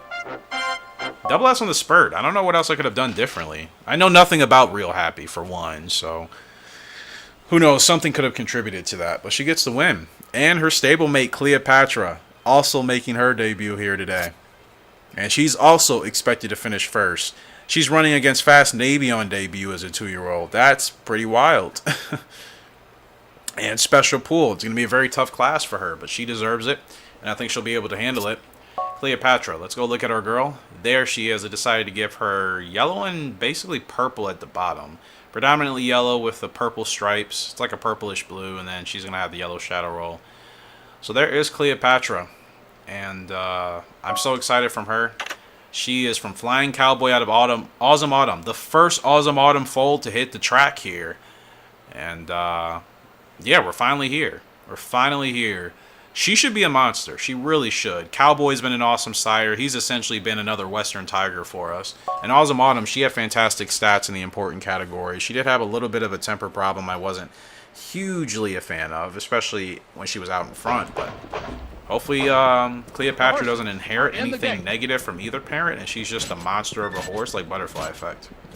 And nowhere to go. That was a beautiful start. Okay, I'm assuming she's going to want to run at the front. She breaks really easily here, so that's also another good sign.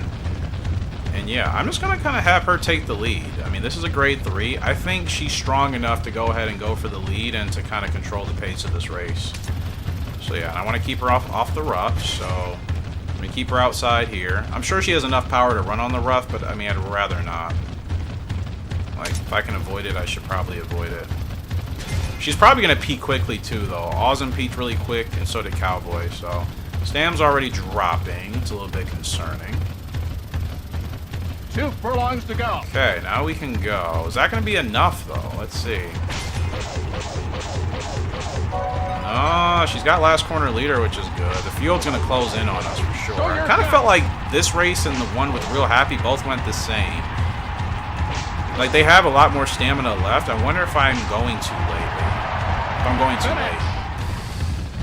You know, it's just weird. It's like they have plenty of stamina left, so I'm thinking to myself, like, I don't need to go that soon. And then the game is like, do I need to wait later? It doesn't make sense. Yeah, that's a really, really bad race. Position wasn't good, so she doesn't want to actually run at the front. Spurt wasn't good. Galaxy Star, another 2-year-old making her debut. She is the biggest debuting horse out of the 2-year-olds and the biggest one out of the fillies. We just ran 2 of them.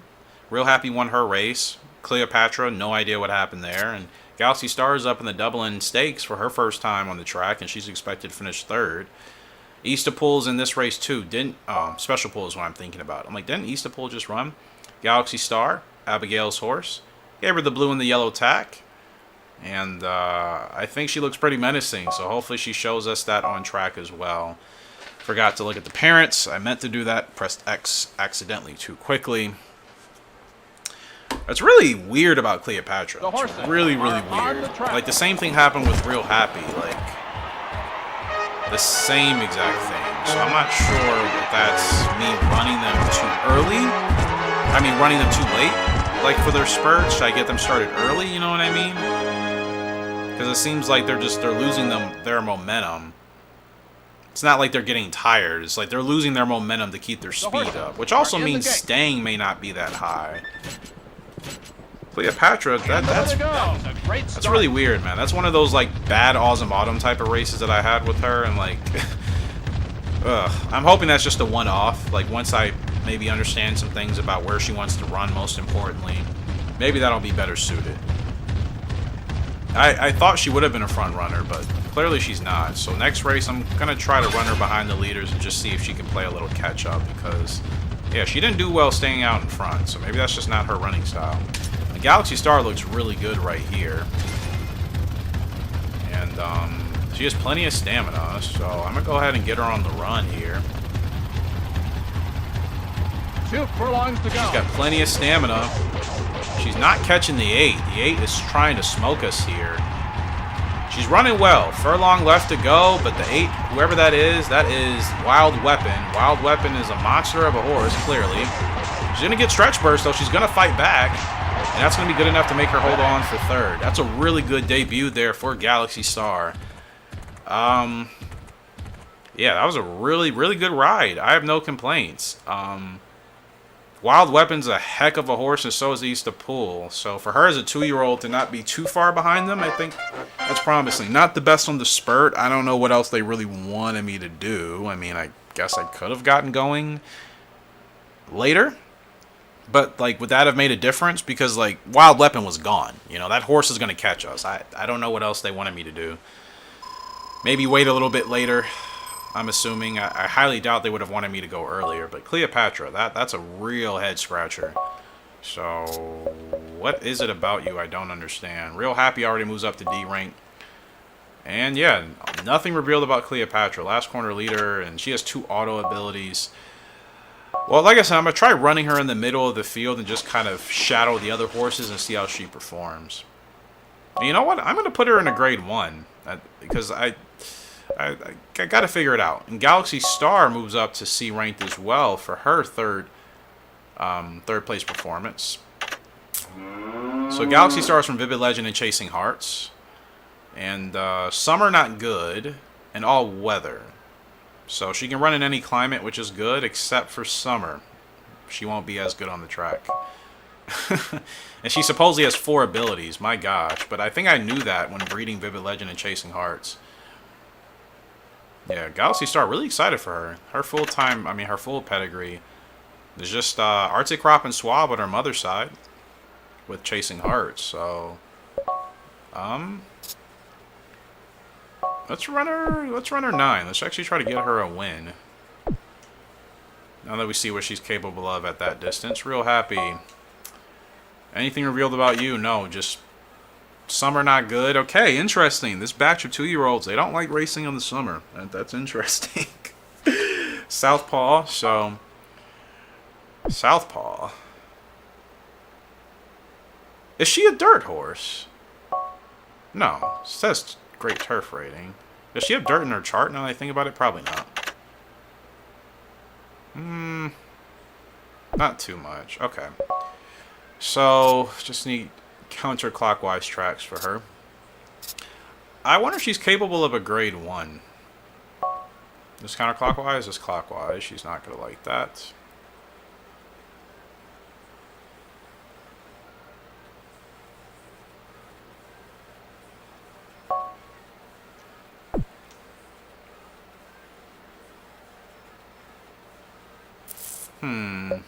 I don't know what to put her in.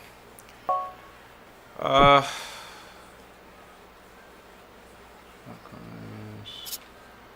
mean, yeah, she just needs a counterclockwise track, but there's like none available, which is kind of annoying.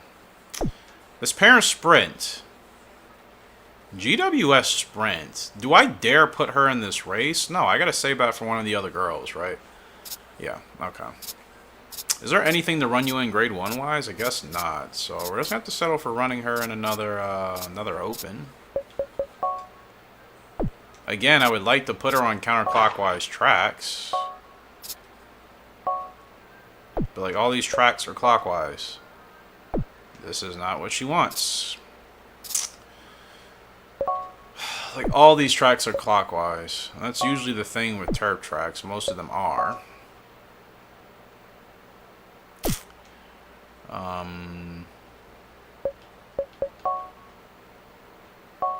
That's a dirt race. I'm just wondering if some of these... Okay, well... Just not finding counterclockwise tracks, apparently. So it's kind of out of my There's an 8.5 on the dirt. You know what? I'm interested to run her in that because I imagine if she's on a dirt horse, they're going to give us like really bad odds. So we could do that just to see how she does. I mean, we should have an over odds goal anyway, so wherever we finish, we should be fine. Yeah, Cleopatra, I got to figure you out. That was not a good performance at all.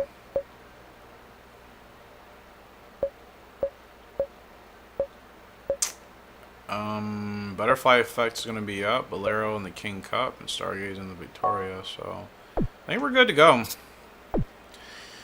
See how much further we can get into this episode. Chicago Stakes. That's with who? Butterfly Effect and Bright Earth. Yeah, no thanks, bro. No thanks.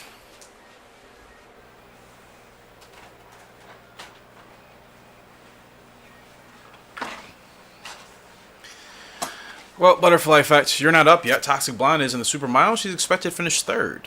Okay. Behind Gray Parade and Modest Style. She has a chance. It's going to be tough, but she's been proving her haters wrong. So it's put up or you know what time, Toxic Blonde. It's put up or shut up time. You did extremely well your last outing, so hopefully we can produce the same results with her this time. Was she the favorite in the last race? I can't remember. I think she was, right? I think she was the favorite in that grade ownership. She's not the favorite here, so we do have to make sure that we run her to the best of our ability. I think it's because she's going an extra 2 furlongs. She's perfectly suited for 6. 8 furlongs doesn't seem like that much, but for a horse of 59 stand, that still might be pushing it depending on the field that she's running against. And away they go. But we'll see. I think it's a straight shot anyways, so that probably works out for us.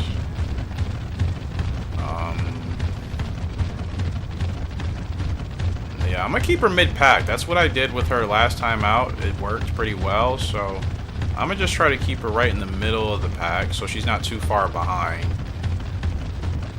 Because where's Gray Parade?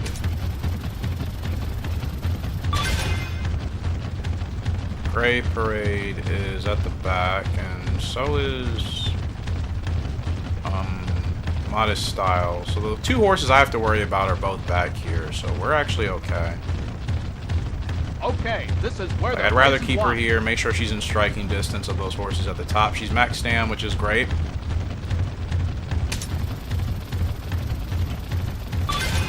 She's got 2 7s.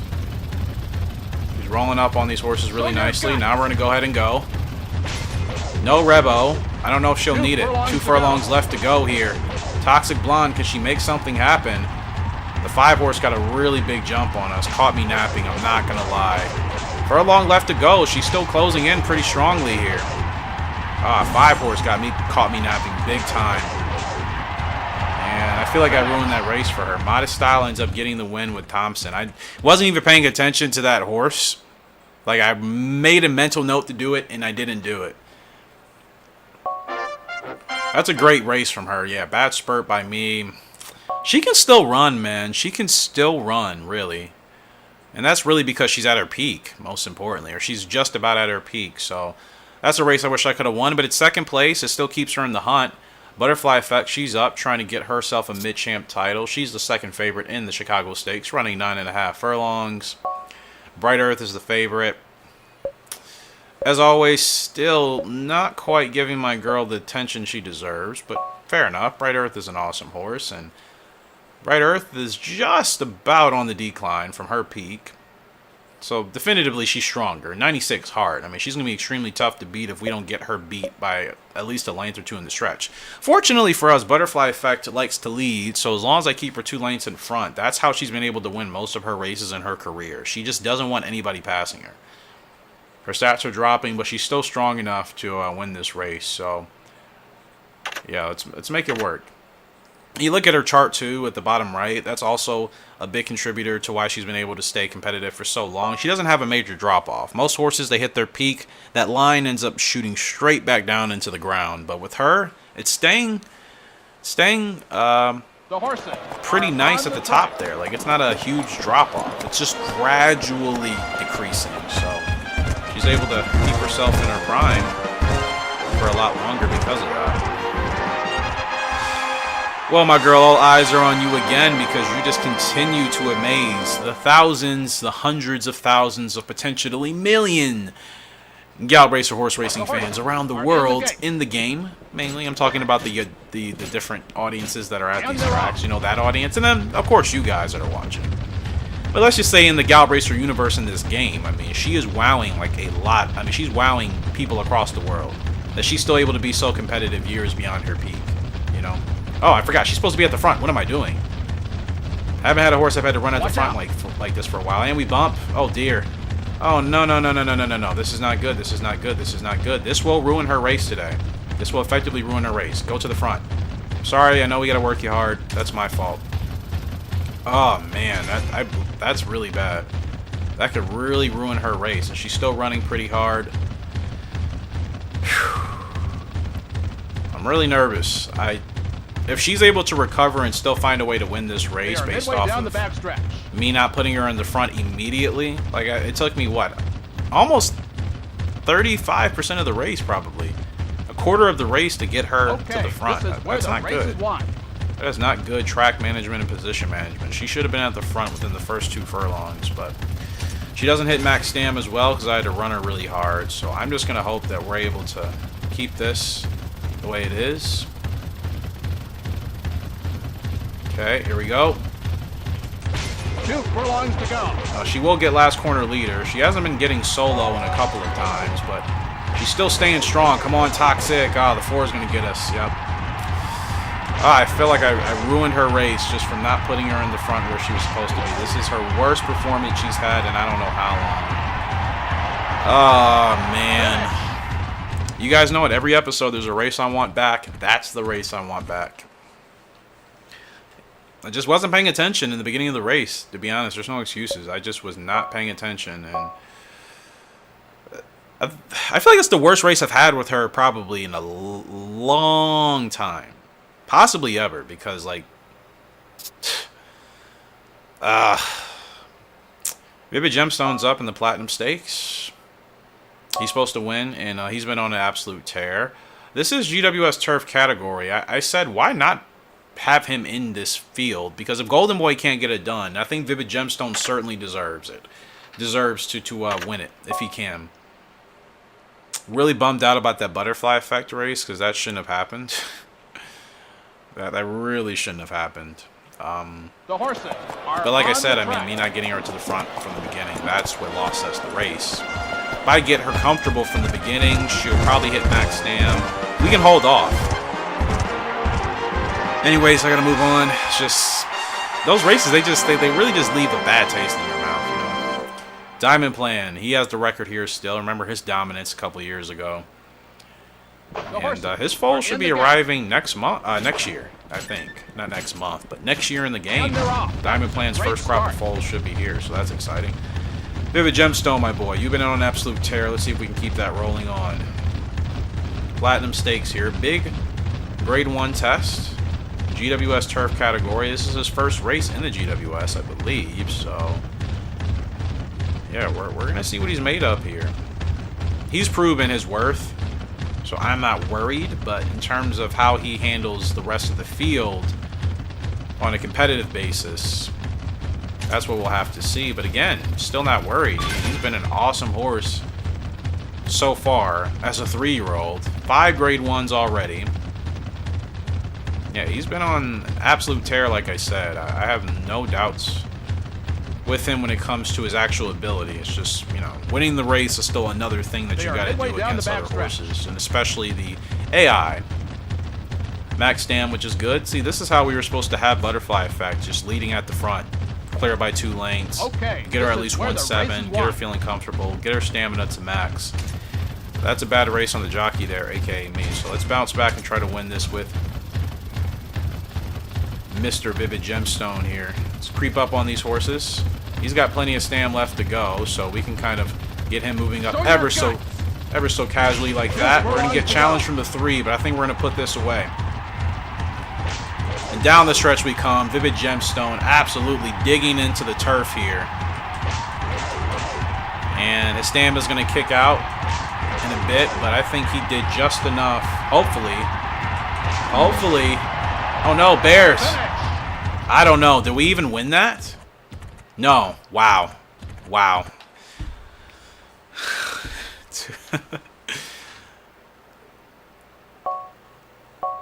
That's... Two bad races back to back. Had that race stamina cost us, you could say possibly both times, but those are races I want to have back. Toxic Blonde, she's currently leading the GWS sprint, which is awesome for her. Golden Boy, Gemstone, that was supposed to be a, oh my gosh. I'm my own worst critic. People don't understand. I will kick myself more than anybody else could for losing races like that, because that was right there for us. It's just races I wish I could have back, man, because like we should have won that. I'm gonna run him in the Sydney. I think he deserves a second chance. And Butterfly Effect, I'm so sorry for that race with you. Just didn't get you to the front. That really ruined it. So try again with her. We'll run her in the Saturn, 10 furlongs. It's easy. And let's keep moseying on along. Am I missing anybody else's race? No, I think everybody else is good, right? No. Ah, man, yeah. Those are two bad races you just wish you could have back and redo. Gemstone was just bad stamina management at the end. Like, I didn't have to... If I probably didn't whip him the extra 1 or 2 times I did when his stamina was about to pretty much be depleted, probably could have still held on to have won that race, but... Yeah, that was bad management, and I wasn't paying attention for Butterfly Effect. So, Former Opera's up, 10.5 furlongs on the turf. There's nothing else for us to do on the dirt. He's won every title on the dirt. There's literally nothing else to do. We got to run him on the turf now. Second favorite, behind Rapid Reef. And we'll see what we can do with him. The Butterfly Effect race was just a bad performance. And Gemstone was bad management. But again, that was a crucial race for the GWS turf. Like, us not winning that race when we were supposed to, who knows what implications that could have at the end of the year. If he's in a position to maybe win it, he might be losing out on those points. So we have to win that next race with him for sure. Anyways, we're going to move on. Former Opera up. Former Opera I'm just trying to win titles with. Like, in the gate. he's a great horse. He's such a stacked horse. There's nothing else really to it than that. So it's like, yeah, he's a horse like Diamond Plan. You just win as much as you can with him. You get as many titles. He'll go to the barn. He'll be an awesome sire for you, and you call it a day. You know, that's really it. Such a strong, dominant horse. Like, you don't have to do much as the player. But yeah, it's special to work with a horse like this.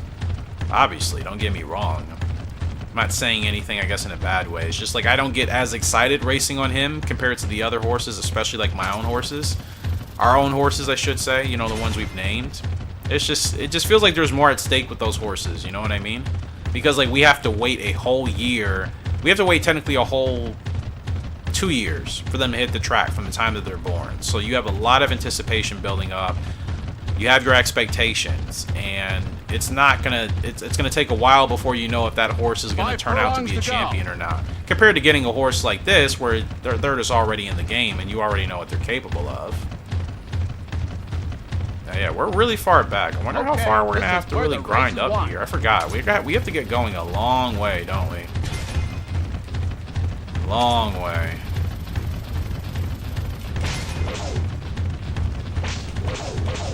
Alright, well, Former Opera, let's see what you do here, buddy. Got a long way to go. 2 furlongs to go. I'm like, are they crazy for starting that far back? Apparently not. I don't want to try to move into that gap because knowing my luck, it wouldn't clear. And we get stuck. Come on, Forma, let's go, buddy. Let's go. It's us and the 10 horse. Former Opera and the 10. And Forma, I think, is going to punch ahead in front. He's going to win. What a race. What a horse. That's what I mean. Like, he's...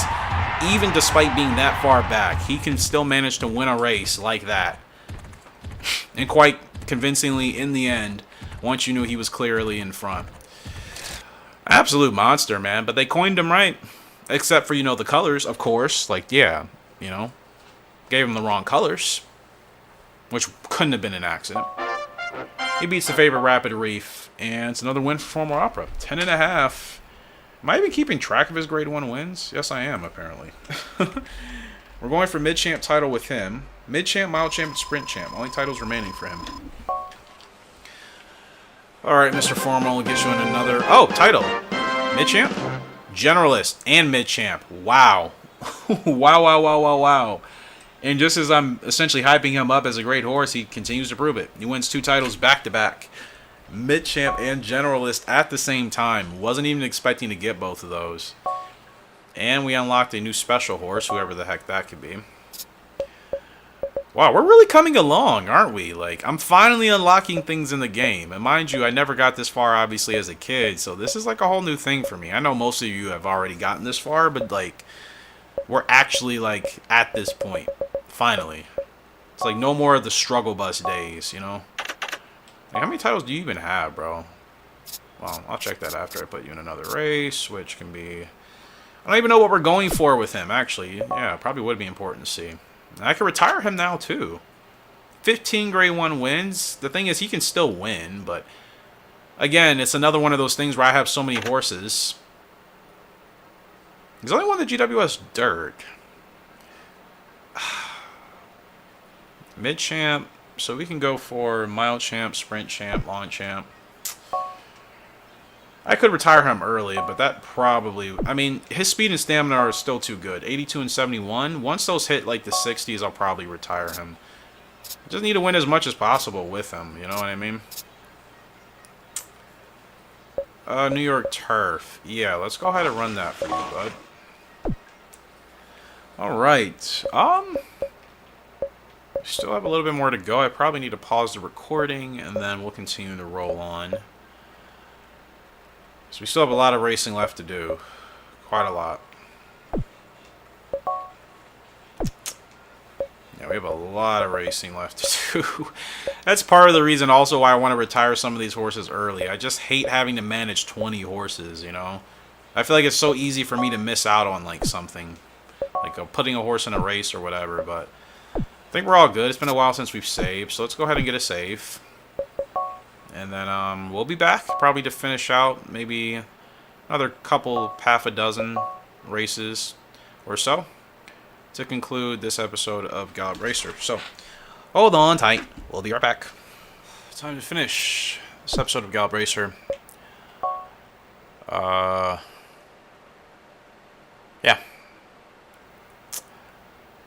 Everybody's ready to go, and there's a horse I was looking at, a special horse, but then I told myself, I'm like, Eric, you don't need more horses. You really don't, bro.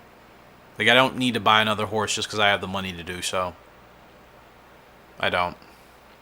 Golden Wings is up for the first time, making his debut on track for us in a grade 3, 6 furlongs. He's the 5th favorite, so not bad. And there are the colors. Essentially the Horse Racing Gamer channel colors, green, orange, and... Well, it's green, orange. It's mainly green and orange with white or black, so... yeah, this is Golden Wings. No gold, but that's not really the point with him. And, yeah, we'll see how he does here. Top 5 goal. No idea where he's going to want to run, so obviously, like I should have done with maybe some other races, just run him close to the leaders. And just kind of see how he settles in. Good temper, which I think I said all of the 2-year-olds debuting this year, where we're all going to have pretty good tempers, so that's nice to know. No head cases, no head baskets, or whatever they call them.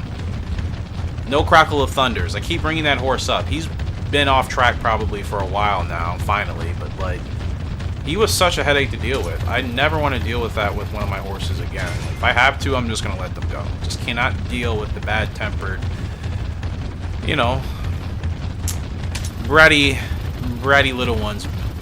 Just like for them just to be behaved, you know, go with the plan, whatever. Go with the flow. 2 furlongs to go. Okay, we got a good start here for Golden Wings. Very good start. He's holding really strong. Last corner leader. He's got plenty of stamina left to go. I mean, why is this happening? Why does the field close in on me even when I get these huge starts? Like, my horse, like, it's a staying thing, right? They're just not keeping their top speed very long. So I wonder if it's better to start them a little bit later then? And I mean, like, much? No, I've tried that before. That didn't work. He gets his first win, which is the most important thing. Awesome ride there from Golden Wings. That's what's happened with the other 2-year-olds. The same exact thing. It has to be the staying, right? It has to be like one of their attributes just isn't high enough yet, maybe. Because that's not happening with our other horses for the most part. I mean, Butterfly Effect, her race was ruined from the beginning.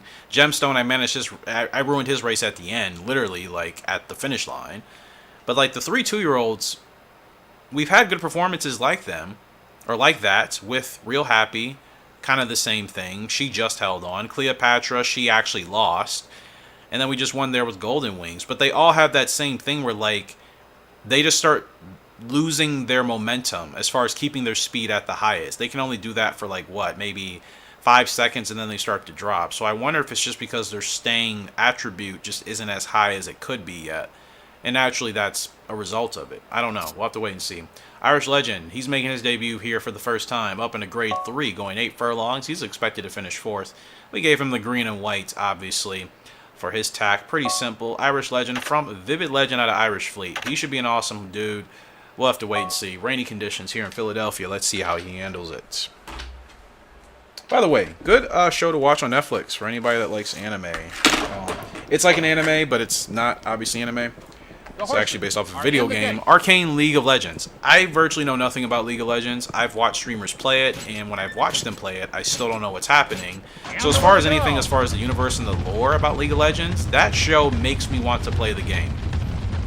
So if you're somebody that maybe likes watching other streamers on Twitch play games like that, like League of Legends or whatever, and you haven't checked that show out on Netflix yet, check it out. It's definitely worth the watch. I wouldn't lie to you. And I've never hated League of Legends. I just never got into it because I knew it was a game I was never going to play. But never say never, because now I'm interested in playing that game all because of the show. But that's how you know a show is done well, I think. Where they've made you want to actually get into something a little bit more. You know, understanding the characters more, how the game actually plays out, legitimately. Now knowing what you know about the characters and their different abilities. So, just a little side note for anybody that might be interested. I feel like I don't really talk about those things too often. Irish Legend doesn't have great stamina, so I have no idea what I'm supposed to be doing with this dude.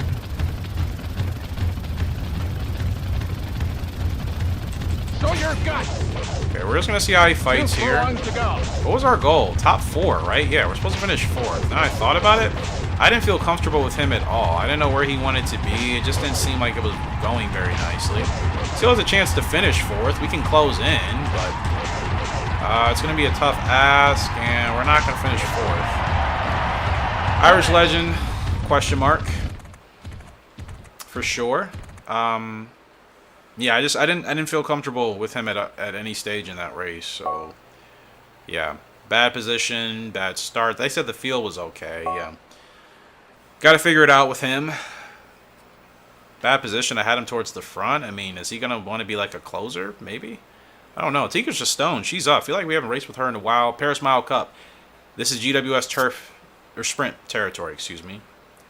And remember, she's competing with her stablemate Toxic Blonde. So in this race, she's supposed to finish 3rd. If she can get the win, I think that would put her in 1st place in the GWS sprint category above her stablemate, which means she technically should take priority. On the track.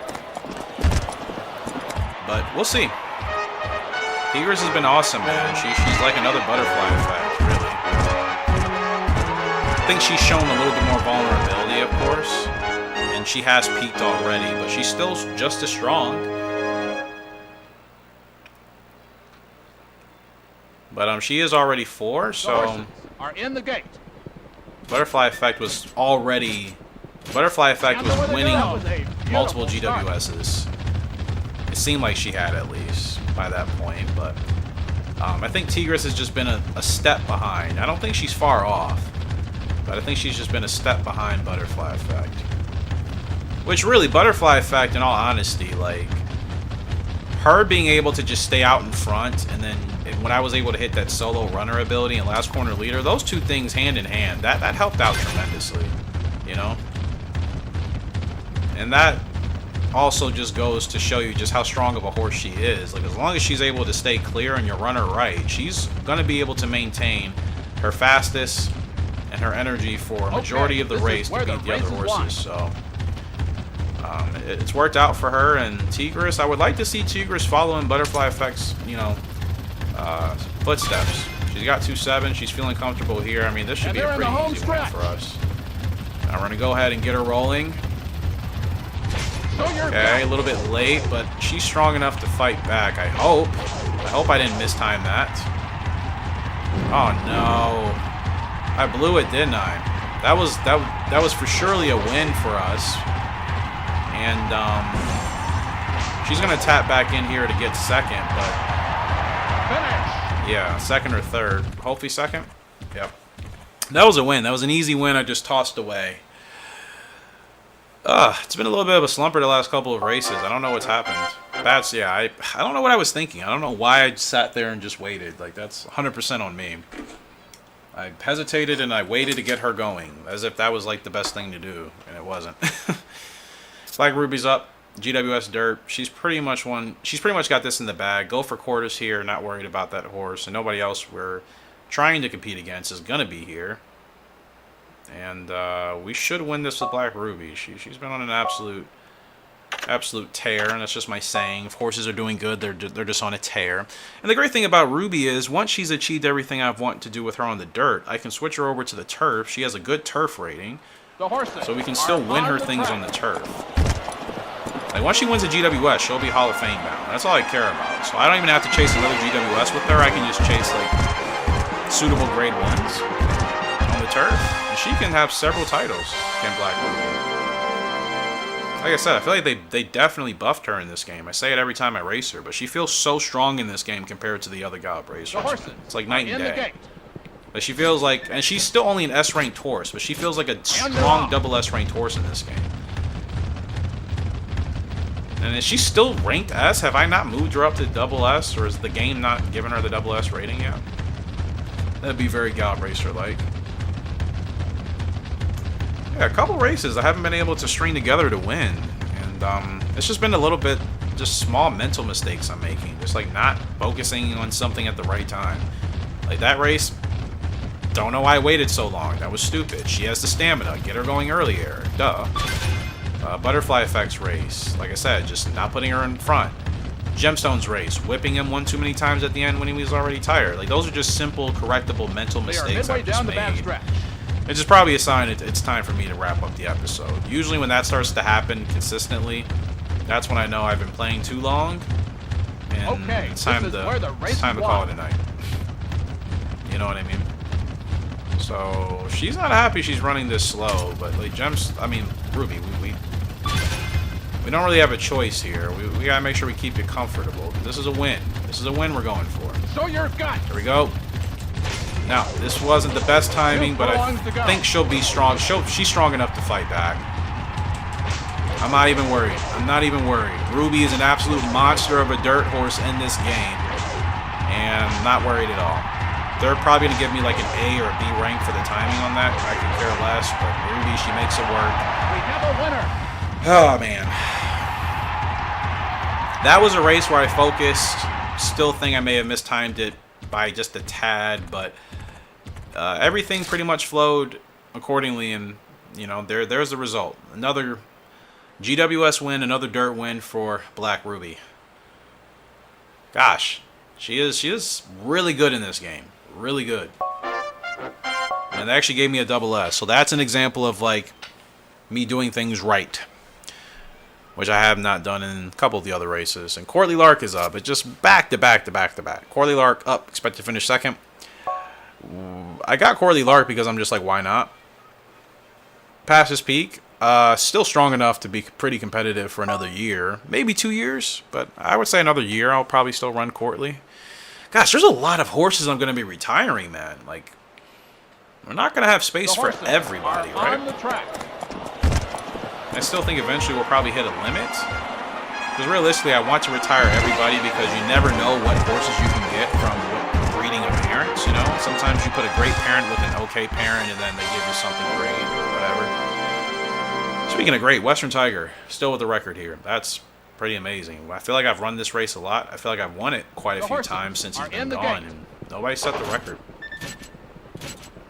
Corley Lark might have a chance to do that here today. Not the greatest start. Let's get him to the front. And he's going to get to the front pretty quickly here. I'm going to go ahead and just drop him back, drop him back, drop him back, and send him to the inside. Beautiful. It's about as easy as it gets with Courtly. And that's what I should have did with the butterfly effect race. I'm still kicking myself for that one. She's been doing so well, guys. You know? I hate to feel like I'm just rambling about it, but it's like... yeah. Alright. I'm done. I'm effectively done. Nothing I can do about it now. She still achieved so much. We've still done so well with her. That's one race I botched badly. Like, it's not the end of the world. Corley Lark is here in cruise control. The 10 horse is going crazy. I don't want to run too hot. Like, I hope whoever that is, Big Stewart, get your horse under control. Like, no, you're not gonna. Wow, that's what we're doing, huh? Wow, that's what we're doing. We're trying to get ahead to overtake me. Do you even have a chance today? Not really, so that's obnoxious. You don't even have a legitimate chance today. Like, not even. Lost control of his horse. I've been there, so I get it, but, like, still. Making us run a little bit harder than we need to, you know? 2 furlongs to go.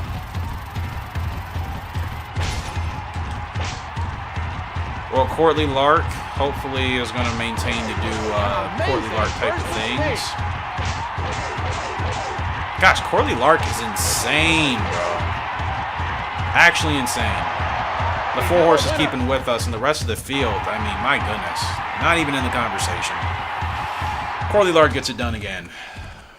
That's win number 8 or 9 or something on the turf. And, yeah. Gets it done. Corley Lark doing Courtly Lark things. What's new? That's what you get him for. Do I have a GWS with him yet? I don't. What am I waiting for? He's 4 years old now, is he not? That's one downside too with having so many horses. Like, you can only win the GWS a maximum of 3 times a year with 3 different horses. So, like, if I'm racing 15 horses, clearly not all of them are going to have a chance, you know? So that's kind of rough. Like, deciding how to prioritize who should win one and who shouldn't. Tigris and Toxic are going head to head in the sprint. We're still, I mean, the turf is still up for grabs for anybody, really. Gosh, Gemstone should be up there. He should be in second right now. And Black Ruby, she's pretty much walked away with the dirt, so I don't even have to run her on the dirt anymore if I don't want to, and I may not. It depends. Oh, Turner, go away, bro. Shut up. We've been running on air quote favorites for a while now, and whatever. Black Ruby, this is what I mean. She's still S ranked. I think she's done enough to be double S. 8 grade 1 wins and 12 wins, and I don't even... Does she have a title? She has the dirt champ, right? No, she doesn't have a title yet. How does she not have a dirt title yet? Am I missing something? She's won all of her races primarily on the dirt. Where is the dirt champ title? Do they have to be at a certain distance? I don't understand. Like, she really doesn't have a dirt title yet. It makes 0 sense. What am I doing wrong?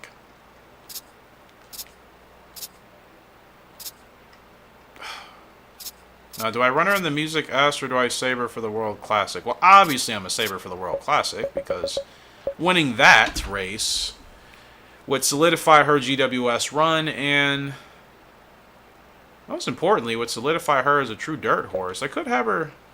She can run against the fillies and the distaff. I want to save that for somebody else. Yeah, I'm going to go ahead and run her in the World Classic because regardless... That's a race she needs to run in. Alright, who needs to be put into a race? Butterfly Effect, you're good. Golden Boy is good. Formal Opera is good. Okay, Ruby is good. Tigris. Tigris has 7 Grade 1 wins, 11 wins overall. So compare that to Butterfly Effect, who has 13 Grade 1 wins, 6 more than Tigris, and 20 wins out of her 28 starts. So yeah, there's actually a bigger distance and difference between them than I thought. Butterfly Effect is... She has the second most Grade 1 wins, I think behind Formal Opera, right? Tigris has 7, Ruby has 8, Opera has 15, Golden Boy has 8, Butterfly Effect is 13, Stargazing has 11. It is lovely to have multiple horses with double-digit Grade 1 wins, like finally, like in this game, like on merit. Great feeling. Okay, Toxic. Yeah, we do need you in another race. This GWS Sprint is just as much yours as it is Tigris' Stone. We're going to go ahead and put you in the London Mile. That's your next shot. Fairy Singer, just, what did I get this horse for? Good stamina, good speed, sustained growth type. Okay, I always forget. I always forget. Lee's Cowboy's a little bit anxious he hasn't raced yet. I don't know what you want me to tell you, bro. Like, he has such good stats, but, like, I've only won 3 times out of 9 races with him. Then you look, we could have won the G1. We finished for second. We did win the San Pablo. We're supposed to win that G3. Like, it's weird. From Flying Cowboy at Elise Gold, he should be really simple to work with, but I think his stamina's throwing me off. Like, how does he have such great stats and then pretty much garbage stam? You know, like, that's definitely an issue. It's like I have to run him very carefully, and it's a lot of, like, pinpoint playing with that. Yeah, Courtly, do you have a title at all? 9 Grade 1 wins. He's just silently just destroying the fields. He doesn't have a Grade 1 win at all. Why is that? Well, it's probably too late to put... You know, the GWS turf is still wide open. I keep saying that, don't I? I could give him a shot if a race pops up, but that's the thing. I don't know if any race is going to pop up for him. And then he'd have to win out, too. I don't think it's enough races for him to really make an impression, so... we're just going to run you in a suitable Grade 1. The Chestnut. Oh, that's a race before. I'm like, why can't I run in that? Duh, Eric. Music S. Can he run on the dirt? He's okay on the dirt. I'm curious. I mean, it feels like it kind of be a waste of a race, but there's nothing else for him to do anyways. I'm not going to put him in a Grade 2. Yeah, how would you do on the dirt, my guy? Or I could save him for... Paris Royal, do you have the distance to run that? 14? Almost. Almost. I kind of want to put him in that race just to see. I mean, why is a race like this only paying you 1,000 Gs? Like, that's so stupid. Or the England King. That's a little bit better at 10. I might put him in that. Yeah, you know what? I'm going to put him in that. I have nothing to prove by running him in that Paris Royal. We just need wins. We don't need to run him, you know, 20 laps around the track. Like, what are we gaining from doing that? So Galaxy Star moves up to C ranked, as you can see here. Golden Wings also moves up to C, which is good. Have to get him in a race. Irish Legend still at E because had an absolute blunder of a race. Don't know what's going on with him. 10 furlongs. Wow. He's super long distance? 10 furlongs is like his starting point. But I did breed them for stamina, I remember. I think they both have A. Alright, so that's good to know. And real happy she's still D ranked. So, Irish Legend. I wish I could actually run you in that 15 furlong race. Speaking of putting somebody in there, that would have made way more sense, but you're only 2. You're only 2. Is there anything appropriate for you? 8 furlongs? Like, I mean, that's all that's available for him, but I feel like I need to figure him out before that, you know? Like, I should be able to still do better at 8 furlongs. And I don't know if he's capable of running the sprint. We're going to do 8. And then for Golden Wings, supposed to finish 5th, and actually, I didn't realize we were the 5th favorite in that grade 3. That's actually a pretty big deal, and we were supposed to, that we won that convincingly. Golden Wings also 10 furlongs? Wait. And they all get that from, wow, completely different parents. These are like the first horses I've gotten in this game that have started at 10 furlongs. That's just hasn't happened. Grade 2, sure, I'm down with that. Yeah, just, I mean, I think that's a good sign, right? Hopefully that means a really good stamina. Golden Wings and Irish Legend, excuse me. Okay, I think everybody's booked. So many horses, I really do have to let some go. I really do. Like,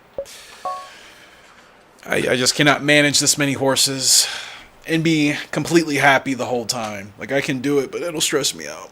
So, I need to at least get rid of a quarter of them. If, you know, adding 6 really feels like a lot, you know. If I could get rid of another 6 or 7, I'd probably feel better again. Anyways, Galaxy Star is up. She's the favorite in this 9 furlong open race, as she should be. And Galaxy Star, she felt really good in her winning, in her first winning effort from Vivid Legend out of Hall of Famer Chasing Hearts. Stats look all right so far, and that's only 2 stats I can tell you about.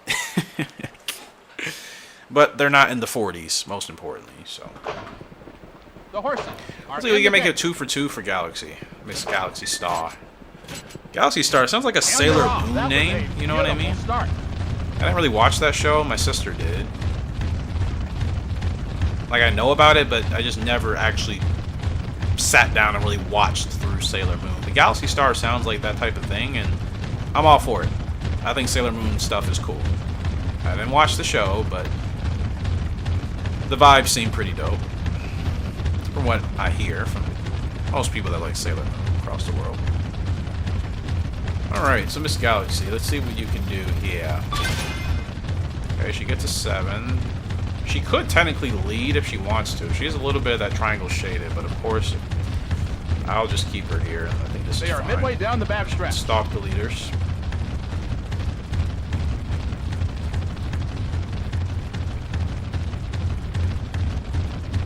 Okay, this is where the race is Miss won. Star. She's looking good here. She's max stam. She's really easy to work with, man. My goodness. She doesn't fight with you. She doesn't give you too much of an issue. She is a smooth sailing. Like, look how smoothly we can just get up here to the 2 front. furlongs to go. And then I can send her on the go. And pretty much off to the races there. Last corner leader. Furlong Amazing left. burst She's of speed. golly, man. Galaxy Star, ladies and gentlemen. We may have another butterfly effect type of horse on our hands. She is absolutely gone. To the moon, to the stars, she goes. Is Galaxy Star. Holy cannolis, my gosh. That is a fast filly.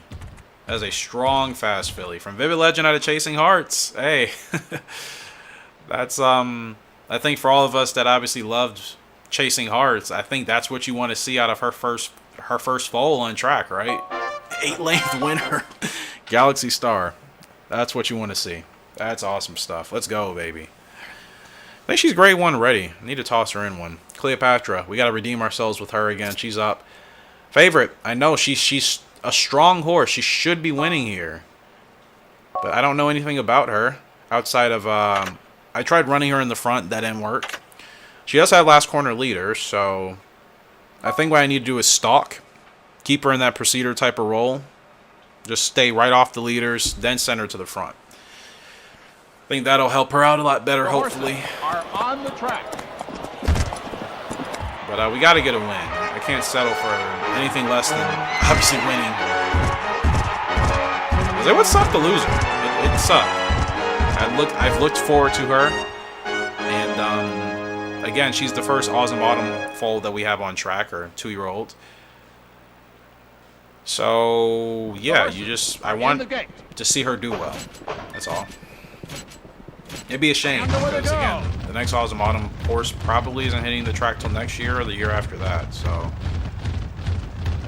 She should be strong, man. Flying Cowboy is essentially Western Tiger. It's like breeding Western Tiger and Autumn Autumn. She should be really strong. And I think this is much better pacing for her.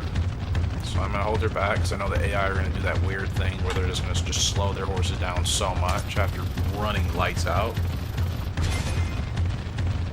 I wonder what her leg type is. I'm getting a weird spidey tingling feeling that she actually is not going to want to run towards the front at all. But she's max stamina finally, so that's good. I don't know. I don't think I got her max stamina in the last race, so.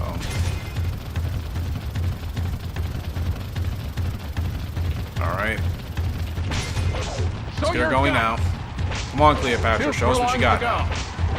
She's got plenty of stamina left to go. Come on, my girl. Let's rock and roll here. These horses are going to tire her out. You got it.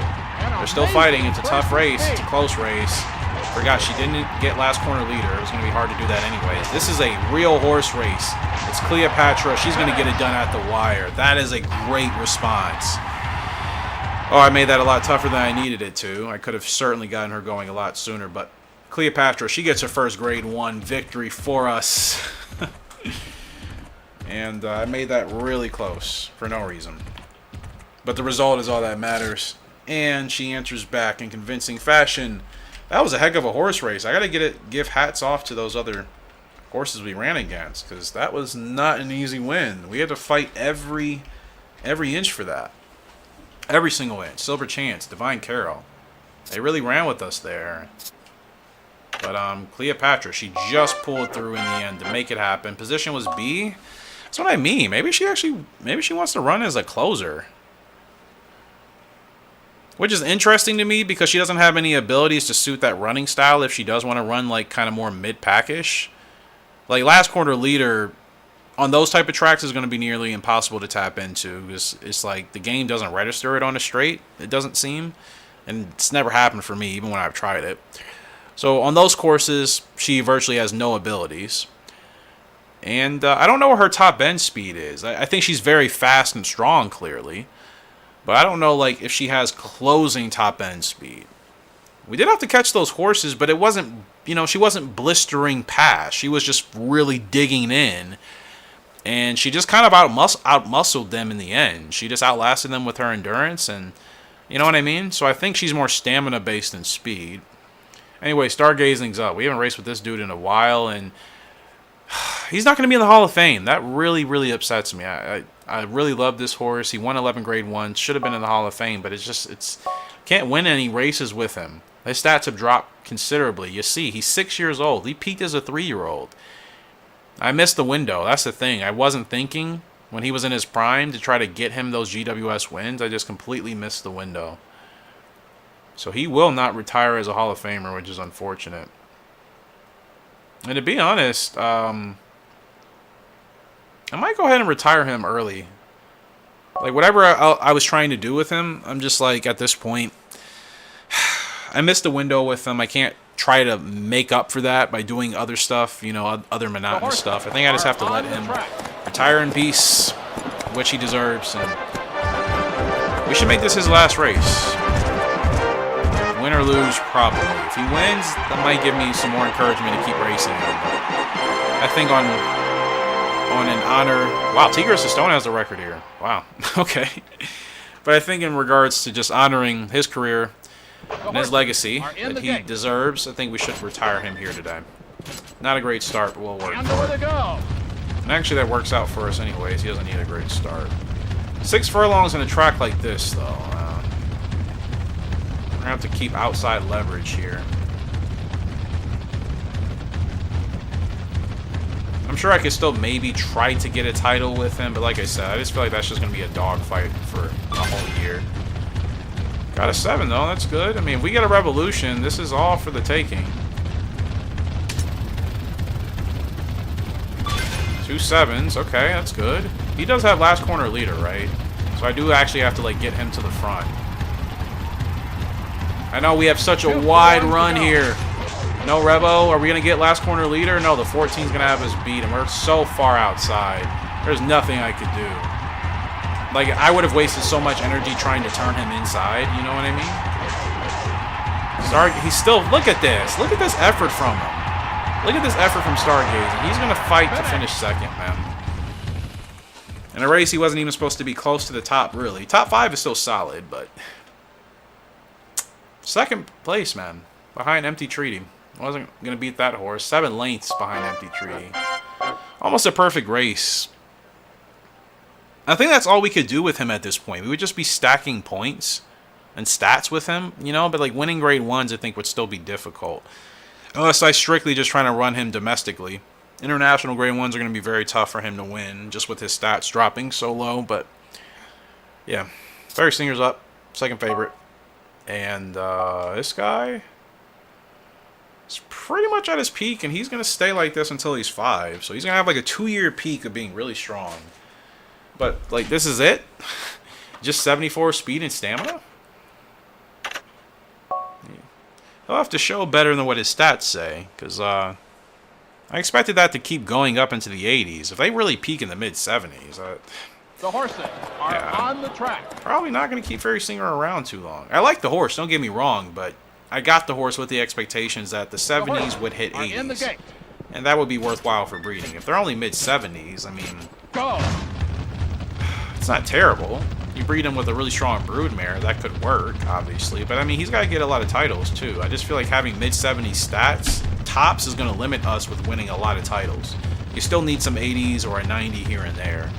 But if he only has 75 speed and stamina at his max, essentially, like, you know, we can only win so much with that, right? It still limits you. So he's a horse that I would kind of be like whatever about it. That's the reality. But I don't know if his speed and stamina are maxing out at 75. I hope not. That'd be really, like, what? For an S-ranked horse, I mean, come on. You can at least give him an 80, 82. 75, that's, I mean, come on. You can get that off of an A-ranked horse at its peak. He's comfortable back here, which is good. He's supposed to finish second, if I could say that correctly.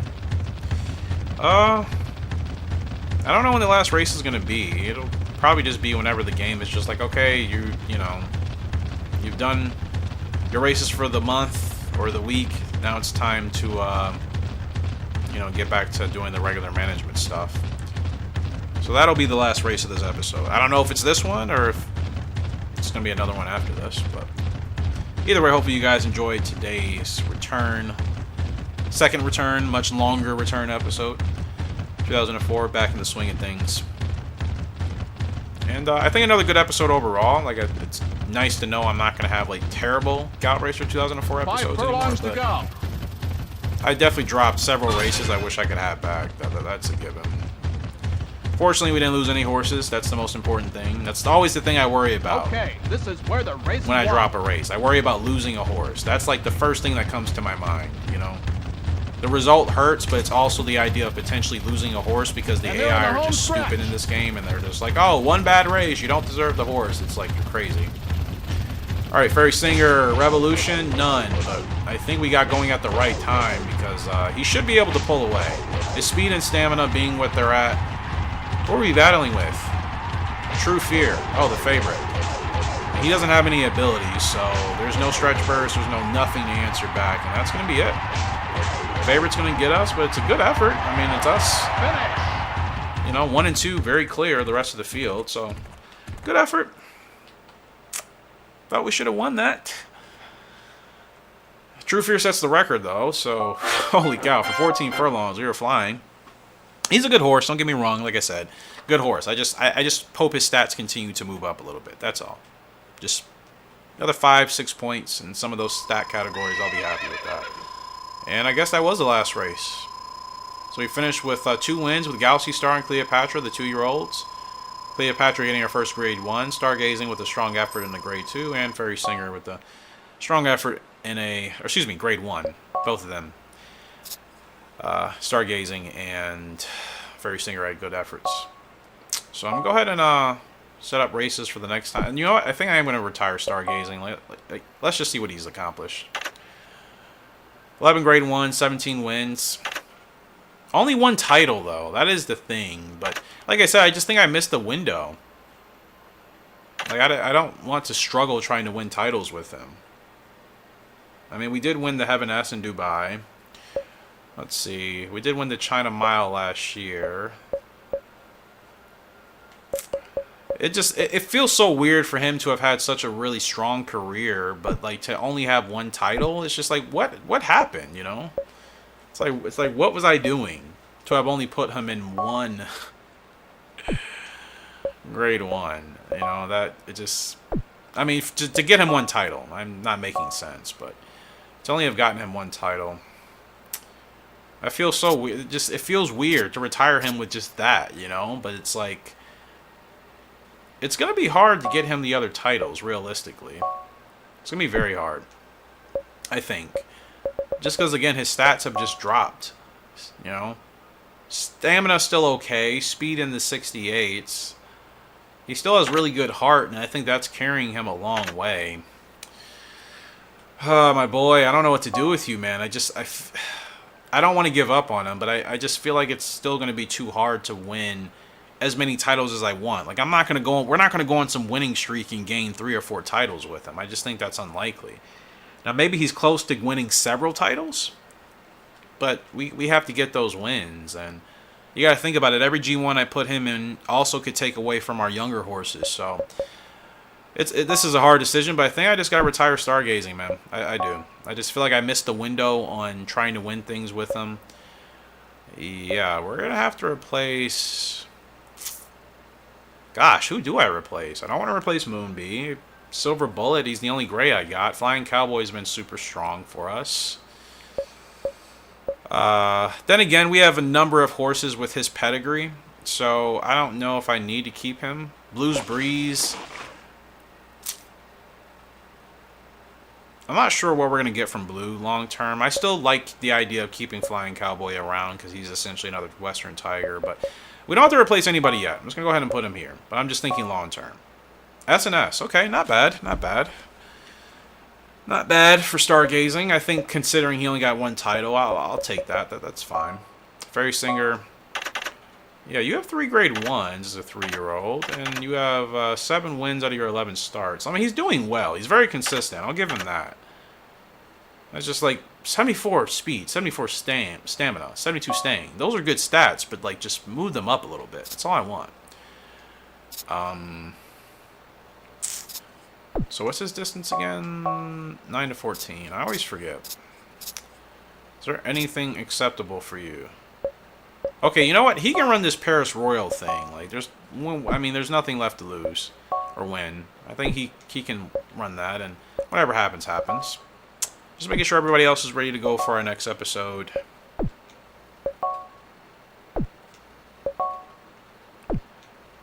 And Cleopatra, she moves up to A rank. 77 stamina. Go figure. Very nice. For Our Lady. Still don't know her leg type. It'd be nice if the game would share that with me, but of course they're probably not going to. Let's run her the Libra S. Yeah, let's just keep her on this G1 campaign right now since she seems to be feeling good. Galaxy Star. 73 speed for her.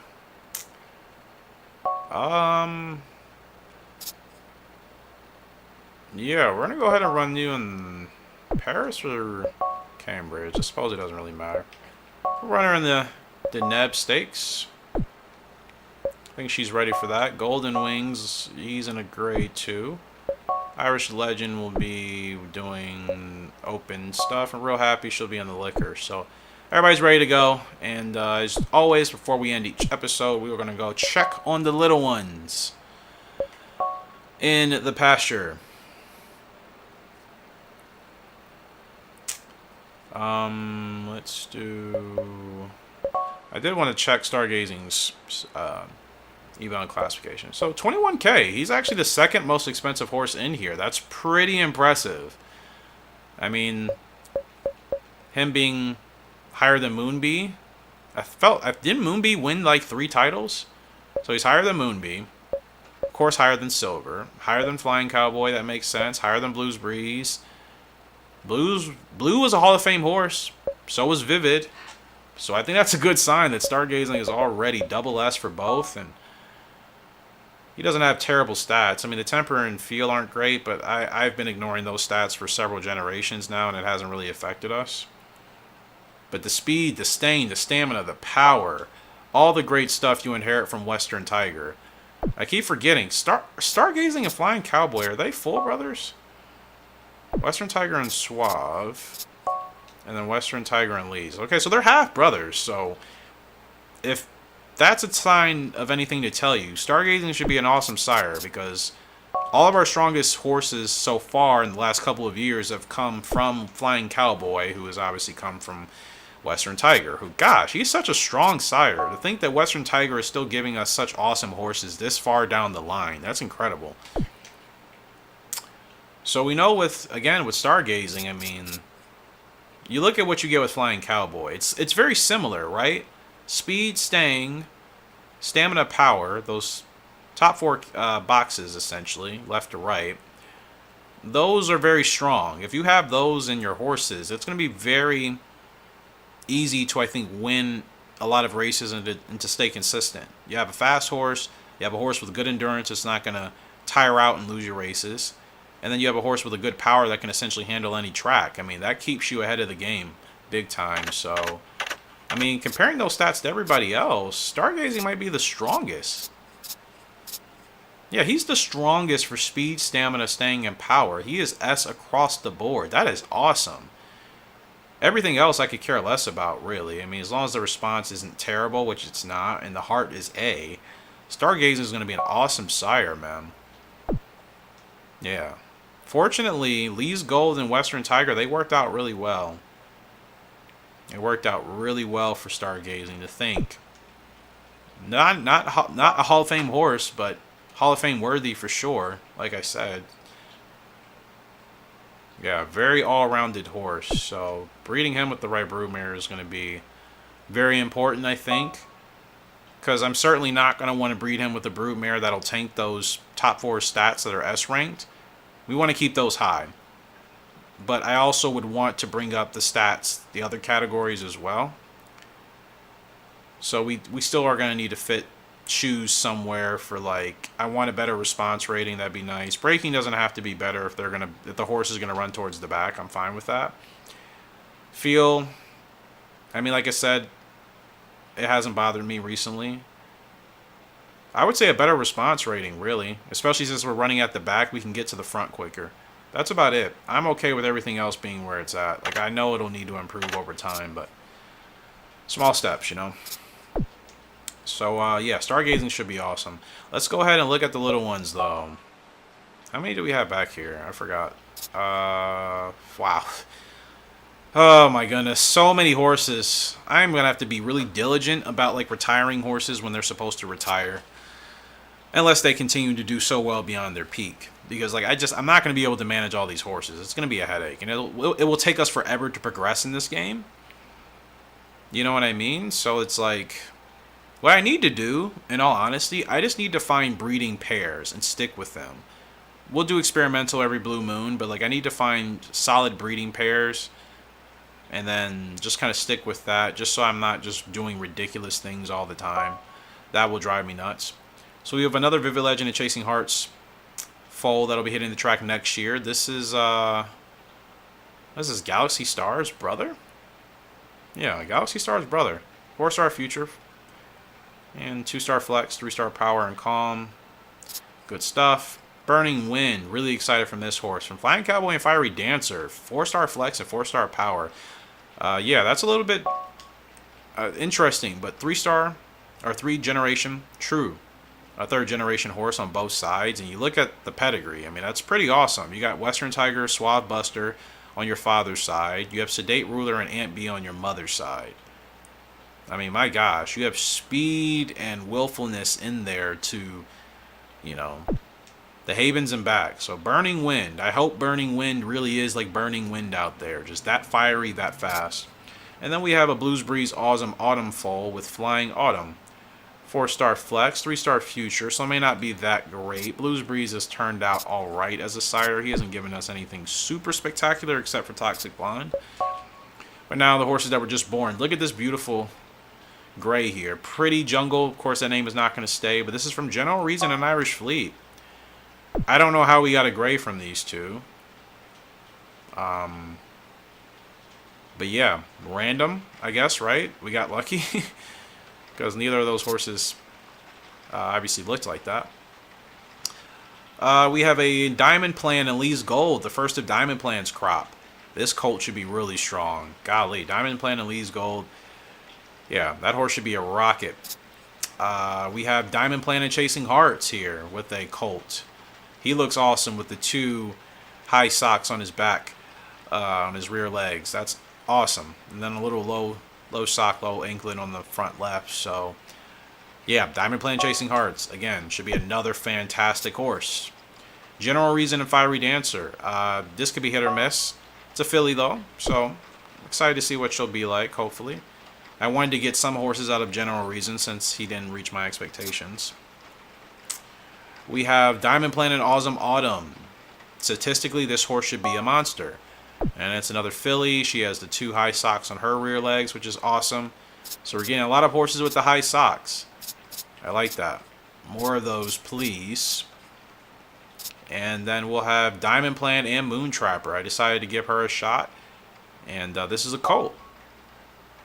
And Moon Trapper had no abilities, but who knows? I mean, she was very consistent. She was extremely consistent, and she still came from Desert Diver and Ant B, so you never know. So many horses, man. So many horses. Yeah, I have to retire a lot. Only 3 are going to hit the track next year, which is really nice, so we'll have a breather, but the year after that, I mean, I think I need to keep it to 15 or less. Anything above that is just too much for me. So next year we're getting a Chasing Hearts and Diamond Plan foal. We'll be getting a Moonbee and Lee's Gold. That should be pretty fun. We're getting a Pink Gemstone and Diamond Plan for the first time. Pink Gemstone is proving to be an awesome broodmare for us, so that should be awesome. Awesome Autumn and Moonbee. That could be hit or miss. I don't know if that'll be compatible, but we'll see. And Moon Trapper and Vivid Legend should be for fun as well. So this is what I mean, like these experimental breedings, like Moon Trapper and Vivid Legend I didn't need to do. Moonbee and Awesome Autumn, yeah, probably didn't need to do that either, but those type of breedings are what I'm talking about that I will avoid once we get more and more horses, because like I'm not going to enjoy managing like 25 horses in this game at one time. That's just too much. You know what I mean? I'm really going to want to do more selective breeding. Like I'm doing a lot of breeding now because I'm trying to figure out which parents work, which sire or which broodmare is giving us the strongest horses on track. Once I'm able to zero in on that, I'm going to do more selective breeding for sure. But right now we're just kind of figuring out the best parents, essentially. And I did want to check something with the broodmares again. I know I was looking there for some reason, just don't remember why.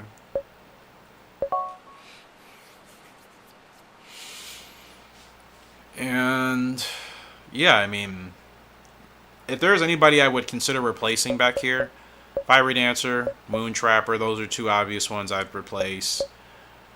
Irish Fleet's getting up there in age. How old is she? Irish Fleet and Silver Bullet. Oh, is that what's happening next time? I'm so confused. I'm so confused. Okay. I'm really confused. It says she didn't conceive. I always forget how to... Oh, this is for next year. Okay, never mind. Ignore me. Yeah, Irish Fleet, she's 11 years old. She's been around here for a while. Lee's Gold, she's 13. They're still really strong. I'm keeping Pink Gemstone. We're keeping Chasing Hearts. Awesome Autumn, probably keeping, but the jury's still out on her. Probably keeping her. I do want to still keep Irish Fleet because, again, she's so consistent for those 4 top categories that I want. I mean, she's really strong still. A's and S's with a couple of C's, like that's pretty good. So really, I'm gonna say the top 4 I'm definitely keeping. The bottom 3 it depends. Awesome Autumn's like kind of in that mid range of maybe I'll keep her, maybe I won't. Like if we needed space, I know for sure Fiery Dancer and Moon Trapper I won't keep around. So we're fine for the broodmares. And as far as the studs, like this is where I'm kind of confused. Diamond Plan, I mean, obviously staying around a long time. Vivid Legend, I would say the same thing. Blues Breeze will go. Cowboy eventually will have to go. I think since Stargazing is back there now, I could Cowboy probably can go sometime soon. Silver Bullet, I mean, we have grays. We have a gray Colt that'll be hitting the track next year, right? Or the year after that. Outside of that, that would be it from the Sedate Ruler bloodline, unfortunately. You know what I mean? Well, not really. We still have a couple other Sedate Ruler foals. I keep forgetting. So, technically, they all probably still have the potential to give us gray foals. You know, I'm sure it's just like a recessive gene or trait type of thing. I always keep forgetting that. So, you know, Silver Bullet, I mean, he's just pure gray. So, like, that's why I'm keeping him around. And I'm hoping that maybe now, since we have stronger brood mares, we could actually get something decent and start to build that pedigree back up. Like, imagine a Silver Bullet and a Butterfly Effect could work. Or Chasing Hearts, you know? That's what I mean. Like, I still want to get this experimentation out of the way because, like, we could stumble upon something. Moonbee, I like Moon. I want to keep Moon back here for a bit. You know what I mean? But E-Temper, I'm not a huge fan of that. Like, I don't want us to get kind of robbed by that at some point. So, Stargazing I'm keeping. Vivid Legend I'm keeping. And Diamond Plan. I think everybody else is kind of up in the air. Blues Breeze will definitely be gone. Cowboy eventually will be gone. Moonbee, I don't know yet. We'll have to wait and see. I got to give him more of a shot. And then Silver Bullet, I mean, like I said, as long as we still have Sedate Ruler foals around, we still have a chance to get a gray at some point. But yeah, it'll just kind of suck that he'll be the last one gone. But I mean, I can't have him taking up space if we need another sire back here, right? That would kind of be unfair. So once we get to that point, we'll get there. Appreciate you guys' love and support, as always. And we'll be back with some more Gallop Racer and horse racing gaming action here soon. Until next time, Horse Racing Gamer signing out. I'll be a great and fantastic day. I'll see you later, and goodbye.